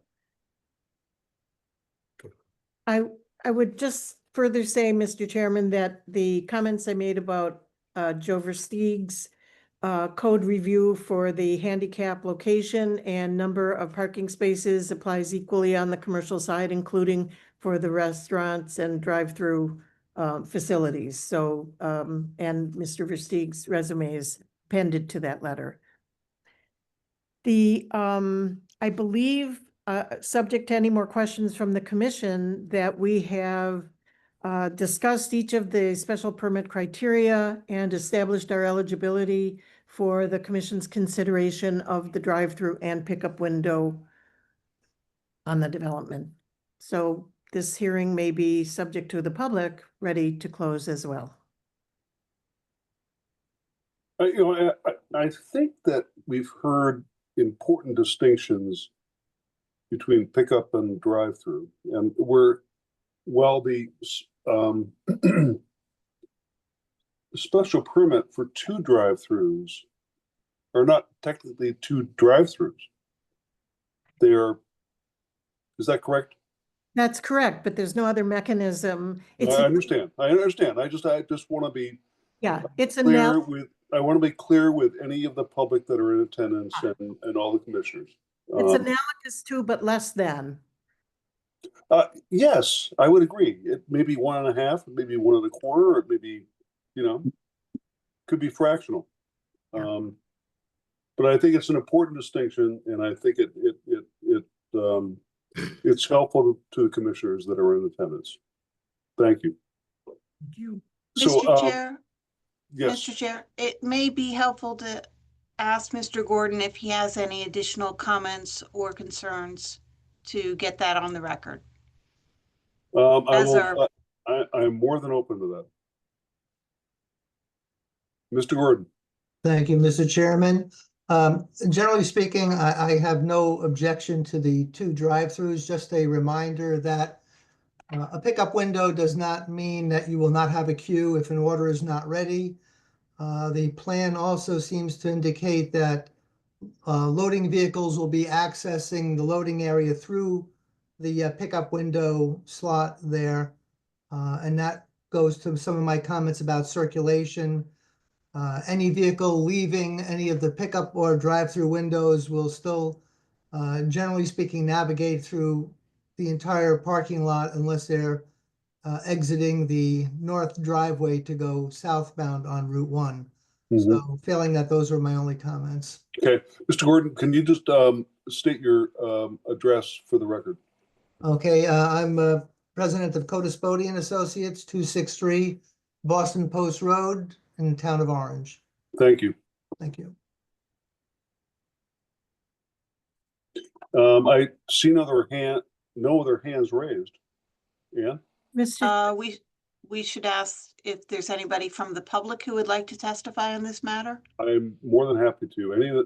Any members of the public in attendance who would like to ask any questions, raise any objections, or voice approval?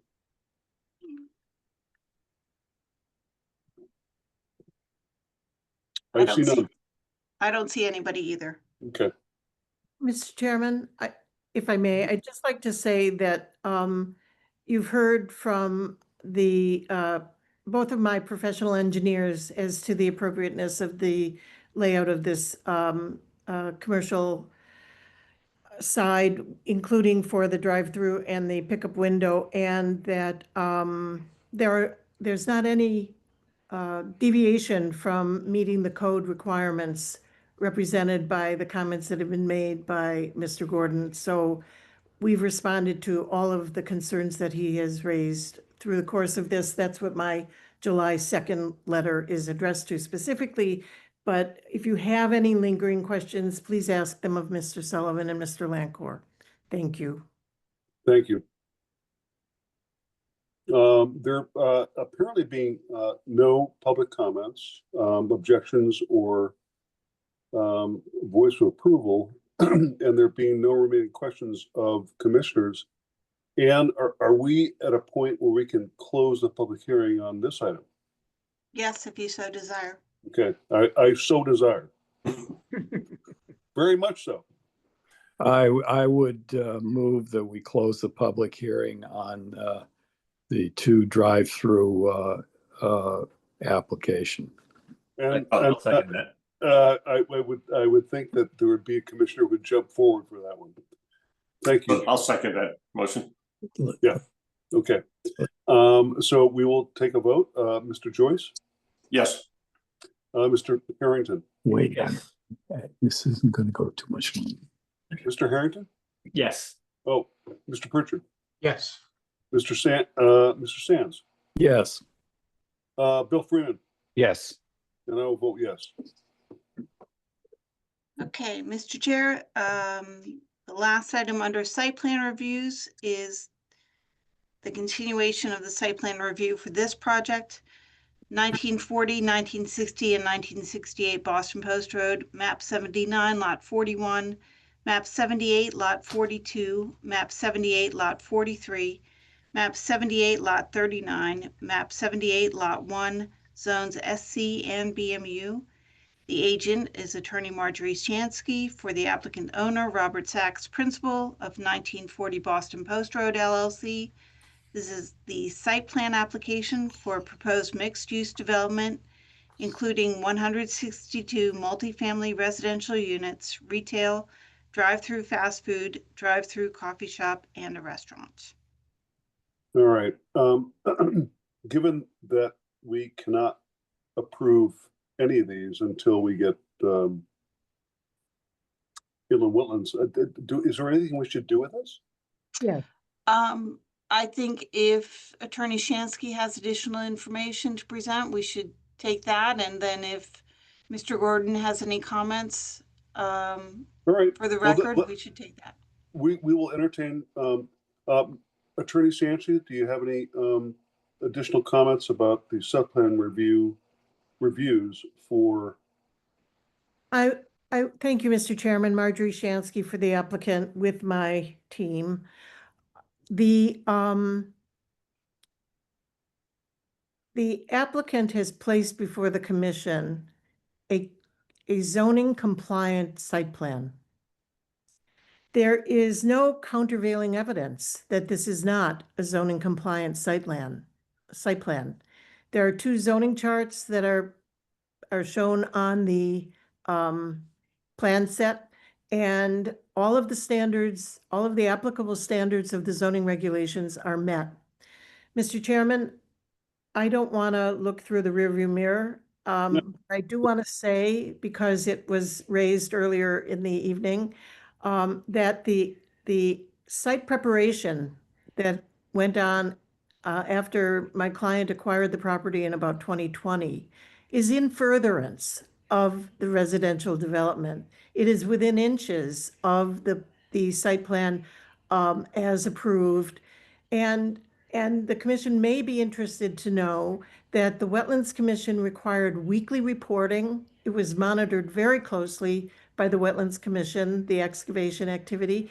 It was bonded through the Inland Wetlands Agency. So this has been at all times in furtherance of the development. All that's changed is now the product to be constructed.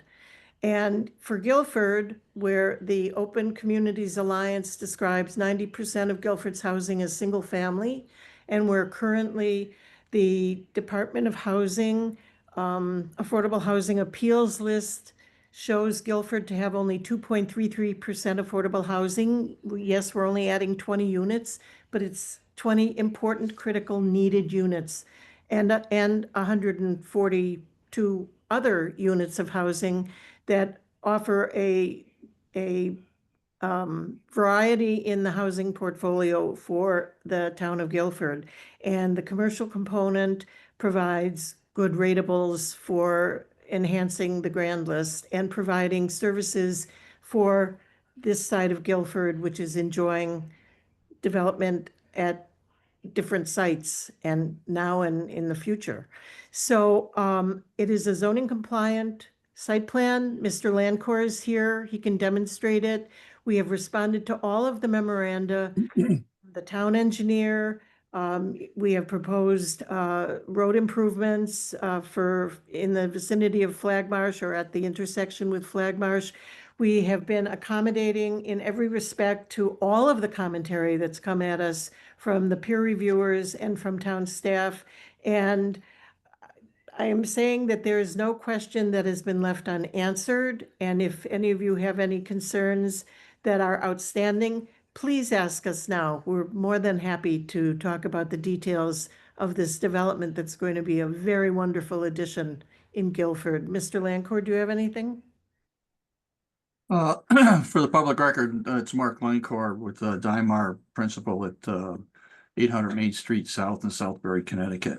I think Marjorie is really summarized it very well, that through these months, there's been a great amount of work that's been done with our team and then working with the peer reviewers to get us to the point where this project is really crossed every T, dotted every I, in order to make sure that the product that Guilford's going to get is going to be a first-class product.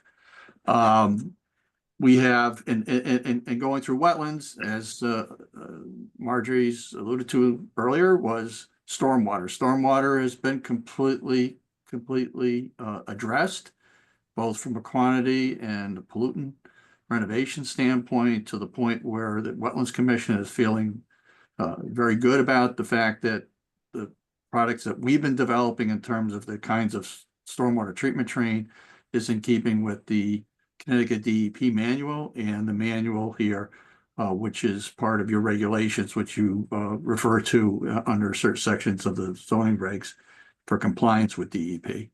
So, there has been some comments made with regards to handicap accessibility and handicap accessible routes and that sort of thing, but all of those have been addressed by our own reviewer of the code, and we're completely within the context and compliant with the code. And there may be some difference of opinions between ourselves and and Codispoti and Associates and Jeffrey Gordon, but for all aspects of the project, this project has been well laid out. It's publicly safe, has no issues with any of the compliance issues that somebody may consider as issues. Some of it is subjective, but we are completely meet your regulations. And if there's anything that the commission members want to ask me or even Dave Sullivan, we're here to do that. No, we appreciate your presence. Any comments or questions from commissioners to Mr. Sullivan, Mr. Landcore, or Attorney Shansky? Yeah. All right, and is this an item that we close? No, there's no public hearing Okay. component here. I do have a question for the commission, or maybe for you, Mr. Chair. Would you like Mr. Gordon to do, because this is a site plan application and we aren't closing hearing, would you like him to complete one final memo for the commission? Or are you satisfied that their review is finished? What would the memo address? I don't know, whatever might be outstanding in Mr. Gordon's opinion. Mr. Gordon, are any outstanding items in your mind that should be clarified or anything? Well, Do you want? In other words, do you want more work to do? I mean, I can probably just address it verbally right now and be done with it. Again, there's always going to be certain differences of opinion. I appreciate Mr. Vestig. We've been on the same project team at times before, and looking at some of his comments, I agree with a number of them. I also go to the same resource, the ICC manual. There are recommendations. Yes, the code is complied with, but there are recommendations for greater safety of not having pedestrians walk behind parking spots, handicap parking spots. That's brought out in a number of different places, a number of different documents. Again, we did a planning review. We consult with codes, we consult with other professionals, we look at regulations. But the only thing that I would really go back to again is the interpretation of the amount of handicap parking spaces. In respect to your own regulations in the preamble on the purposes, item 8, you affirmatively further the purposes of the Federal Fair Housing Act, addressing significant disparities in housing need. The Fair Housing Design Manual on page 5 basically talks about the accommodations that need to be made for handicap parking. Specifically, in a building that provides parking spaces for residents on a first-come, first-served basis, reserved parking spaces must be provided if requested by a resident with a disability who may need them. So what I've been addressing before is if you are modifying units, if you have people with placards and they request a handicap parking spot that exceeds the number that you have, the owner is obligated to provide them, and he might have to lose parking spaces to accommodate that or find other places. And the commission and staff just should be alerted to the fact that more handicap parking than what is shown today could very well be required as the development goes forward. And again, you make reference in your regulations to complying and further the Fair Housing Act, and that's part of the design standards of the Fair Housing Act. Attorney Shansky, I could not help but notice that your head was slightly shaking. So you apparently have some disagreement with Mr. Gordon. Well, we don't enforce future code, and we don't enforce in this body the fair housing. I'm a frequent speaker on the Fair Housing Act amendments, and I am familiar and of course reached out to Joe Versteeg to get an official review, but familiar with the building official will look at the number of handicap spaces that are provided, and they, according to Mr. Versteeg, meet the code. They meet the code today, and that means that we are accommodating under the Fair Housing Act.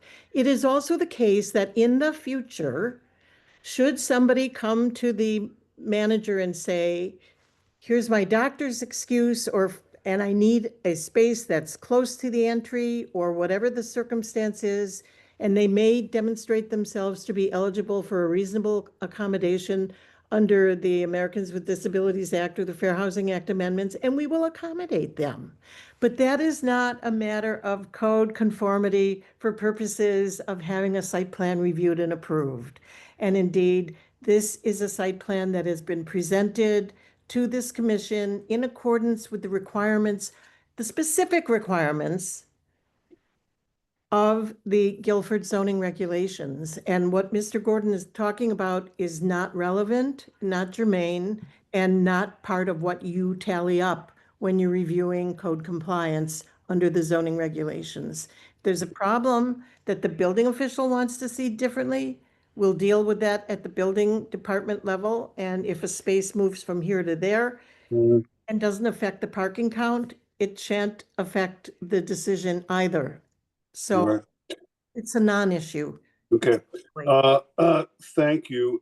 Mr. Gordon, any final comments? Do you have any rebuttal or? No, I just, I'm looking to see the best design that you possibly can have. Well, we as a commission appreciate that, and we're taking it all on board. I think we are. Yeah. Oh, we've got some more stuff to do.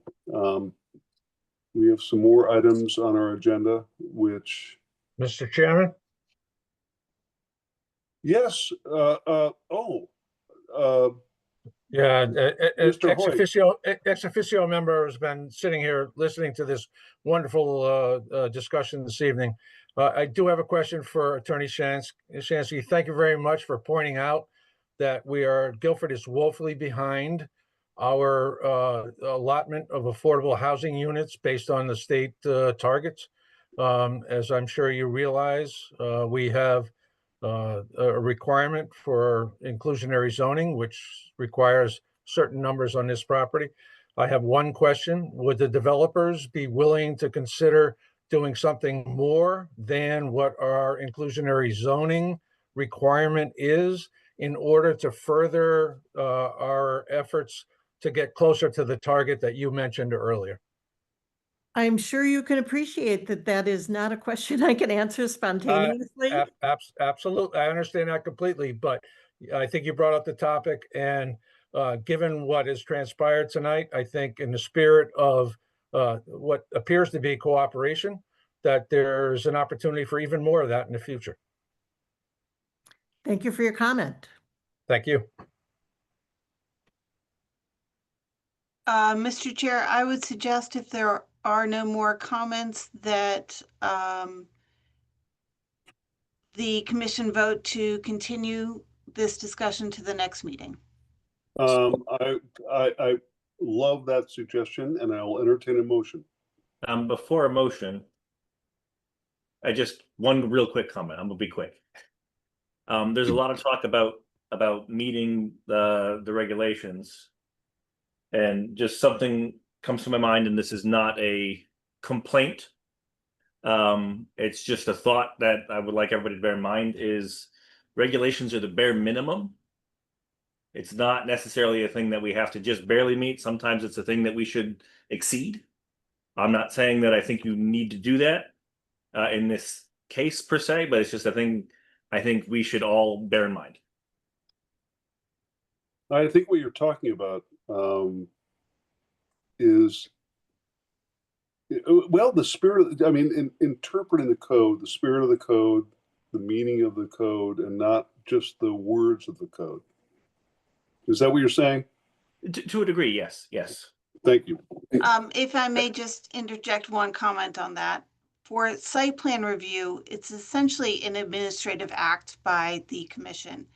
And there are very clear standards set out in the regulations. So without the authority granted to you via special permit, which allows you to ask for things that may or may not be well defined, you do not have a lot of purview in site plan application review to ask for extra. You can always ask for extra. You can't demand extra, I guess is what I would say. No, I know, but I think Bob's just talking about the code overall, and I appreciate his comments.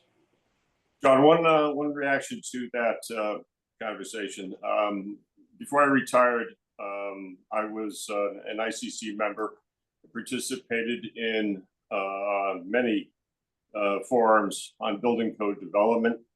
And the focus there in those forums has always been to improve the building codes, whatever they are. And the lots of conversation with lots of constituents, if you will,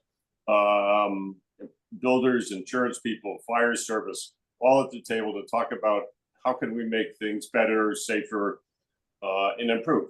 So those minutes get circulated widely, and there's a lot of public comment as well toward those and in support of those, and they bear no effect unless they're adopted. So I think some of what we're talking about in terms of these improvements are interesting, but just not something we can enforce. We can't tell a developer to do something unless it is codified. Thank you. Thank you. Thank you, Roger. And what's our next step? Did we ever take a vote on the? I think you should make a motion and a vote to continue this to the next meeting. All right, I will entertain a motion to continue. I'll make that motion to continue to the next meeting. I'll second that. All right, we will entertain now a vote. Mr. Freeman. Yes. Mr. Pritchard. Yes. Mr. Harrington. Yes. Mr. Joyce. Yes. Mr. Sands. Yes. And I will vote yes. Thank you. Thank you. Thank you. And Attorney Shansky, I think your clients should convey to you their gratitude for your advocacy. I think you've done a fine job. Thank you. And we appreciate your demeanor and your very detailed presentation. Thank you. Thank you, Mr. Chairman. Thank you. Okay, moving on, Mr. Chair, we have just a few more items to discuss. The first issue. Thank God. Yeah, I will make this as short and sweet as possible. Maybe not sweet, but short. 72 Stepstone Hill Road. This was an issue where we discovered through neighbor complaints that an owner of a house had illegally converted, Abby, you can correct me, maybe 3 or 4 bedrooms to individual apartments, which is not allowed by our regulations. We had issued a cease and desist. Abby toured the site with Jim Considine, who's our fire official, looking at the violations. The applicant swore up and down she would come in, pull permits, and make everything legal. She has not done that. So the commission granted Abby the enforcement ability to issue fines on a daily basis. So far, she's issued around $1,200 worth of fines. It's $150 a day. The owner of the property is nowhere to be found. She has neither come in to dispute the fines, nor has she come to pay them. I think at some point, we maybe give it until the September meeting, we will probably need to take her to court. That's the next step. Legally, we would have to confer with Chuck on that matter. Yeah, just for the commissioner's edification, and I'm sure many of them are familiar with this area, and Amy, you can confirm this. This property is between Route 77 and Little Meadow Road. Correct? Yes. Thank you.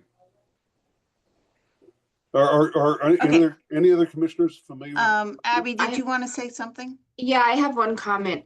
In addition to the illegal apartments that she has going, she did start, when I went to do when we did a search warrant with Jim Considine, we noticed that she is redoing her kitchen and moving walls and doing additional interior renovations to that property, and has not pulled permits for that. So that's a totally separate thing, but also, you know, she's doing all this work without permits. So, you know, it's not as if she's making anything more conforming. She's continuing work without permits and not. Amy, tell us who Jim Considine is.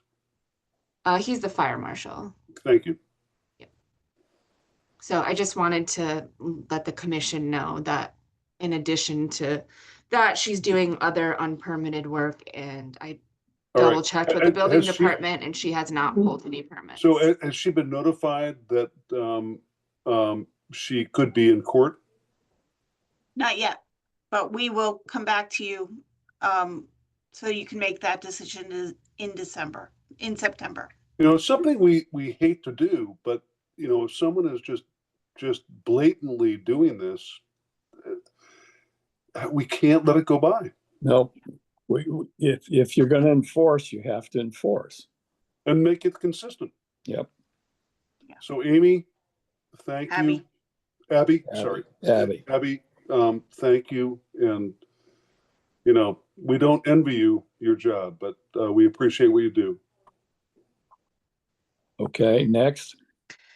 Okay, as I said, we have 4 Planning and Zoning Commission meetings this month, unfortunately. You have 2 coming up, one next week and one the week after for the Plan of Conservation and Development. These are the workshop meetings. If anybody missed the last workshop, it was really very informative. You can find the PowerPoint slide deck on the POCD website if you'd like to take a listen to that. I think I would encourage everybody to do so. These are very dense workshop meetings. They're unlike the public workshop in that the public workshops are eliciting community feedback. These are more factual based meetings, evaluating things such as transportation, economic growth, all of the different topic areas. So important conversations to have. There's time for your input and public input after those presentations. But we have, please keep that on your calendar. And then we have the extra special meeting we set up for the end of July to hear the community nursery school application on July 30th. We have received a mandatory referral for approval of the coastal access easement related to 405 Whitfield. You may recall this first came across your radar. Well, it may have come across earlier, but I first heard of it in my first meeting in September of 2023. This was the coastal access easement negotiated on behalf of the town related to the project, the Eagle View Homes at 405 Whitfield. So we sent you that information. Part of the process is that you look at the easement and say, yes, this is what we intended, and we are okay for it to be referred to the Board of Selectmen. So we will need a vote on this matter. Well, I've reviewed it, and I would make a motion that we, I believe it is in conformity with what we requested, and that we recommend it to the Board of Selectmen. I'll second that. Okay. So, Ann, we'll just take a vote. Yes. All right, Mr. Freeman, Yes. Mr. Pritchard, Yes. Mr. Harrington, Yes. Mr. Joyce, Yes. and Mr. Sands. Yes. And thank you for your comments, Ted. I appreciate that. And I'll vote yes. Just a discussion we may want to have, and it may be pertinent as you begin to think about Guilford Village West and conditions of approval. We've had a number of projects, 405 Whitfield being one example of it, where there are multiple buildings that are getting certificates of occupancy over time without the site work being complete. This can be problematic. I'm probably should just write you a memo on it because it's a longer discussion than what we have the energy for tonight. But the question would be whether you want to say, I'll just make up an example. Say you have a project that has 4 large buildings with individual, 8 units each in them. An applicant comes in, they post a bond for, there can be a requirement to post a bond for completion of site work at C of O. But what that regulation doesn't address is when each one of these individual buildings come in, when their last unit is done, they ask for a C of O for that building. The regulations are not clear at that point whether I can require a bond for the entirety of the site work that hasn't been completed, or whether I can only require that when the last unit of the last building is built. There can be years between when the first building and the last building is built, and there are questions about whether the site work should be done in the meantime. So Ann, do some performance bonds such as this, are they time regulated, or are they regulated by, as you just mentioned, occupancy, or the regulations as they exist now are triggered by certificate of occupancy, but what Okay. isn't clear is whether there's no phasing possibility in that argument. So a developer can say to me, I'm only getting a C of O for building 1, and I don't need to be done with my site work until building 4 is done. And meanwhile, 4 years have gone by and the stormwater system isn't installed, the parking lot hasn't been paved. There's all kinds of things. So I think we need to discuss this further, but not tonight. Bill, I think this is something that needs to be set forth in a memo. I mean, it's too complex to just discuss. No, I know, but I want to get.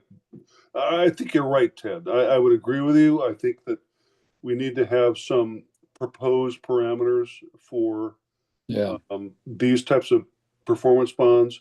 Bill, and some recommendations. I thoroughly agree. Bill, do you have any thoughts on this? So my experience is that initially a performance bond for the entire project is in place for the road, the infrastructure, the utilities. But is it phased or on final? Yes. So what you would do is you would say this section of the road is done, or this area of the parking lot is done, and then you get relief for that, or in most cases, you're putting paving down and things like that. So I think what we want to avoid is things like what happened with Benton Knolls. And we also want to avoid things that happened with Dunkin' Donuts. So I think that Ann's correct that we just need to have some very ironclad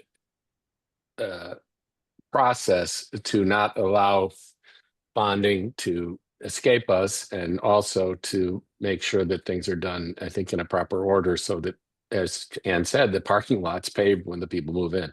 So I think there has to be. I think what that does, Bill, is it helps the developer know what the roadmap is, right? Yep. Yeah. I mean, yeah. And then there's erosion and sedimentation bonds. At least I've had to deal with those, and so we need. There's quite a bit of. They have the big septic system they have to put in, and all kinds of things, and so there's. I think it needs to be. I think it's something that Janice and Ann would, given Ann's background, would be very adroit at. Forming a very cognitive approach to this, so that we don't run into the problems we've had in the past. Yeah. I don't want to go through it now, Ann, but you think that we need to really review what we have in place right now? I think we have to review what we have in place. We also have to review it against what's allowed by state statute, because the definitions are pretty narrow, but I think there is some improvement to be had, and I will take a look at it and start drafting it when I have thank you to do so. And I think that it always ends up between the engineer of the town and the health department and Ann's department. It's got to be sort of a hard look at things when people come and ask for relief from their bonds, and it should be. I think in the past we just haven't maybe been as scrutinous as possibly we should have been. Yep. Agreed. Okay, I will work on that. Our last item is the approval of minutes from the June 4th meeting. All right, have everyone had an opportunity to review the minutes? Yes, I have a couple of comments, Sean. Under members absent, we should add Kevin Clark to that line.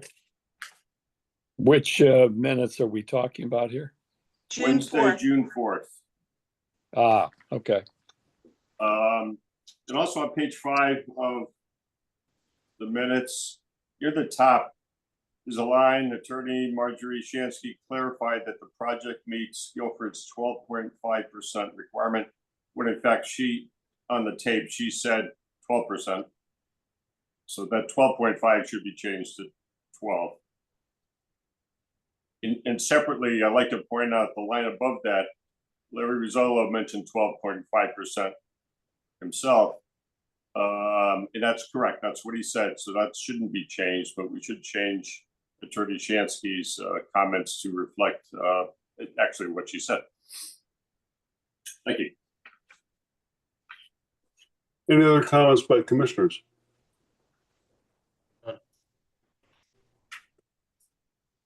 Can someone I- make a motion with those adjustments included? Thank you. I will entertain a motion. To Approve. approve. Okay, With, second, as noted. And I will. as noted. Thank you. Bill Freeman, Yes, Don Pritchard, were you in attendance? For the meeting? Yeah, Not the last one. okay. Robert, were you there? I was. Okay. And yes, What say you? yes. Okay. And Roger Yes. and Ted? Yes. And I'll say, I will vote yes.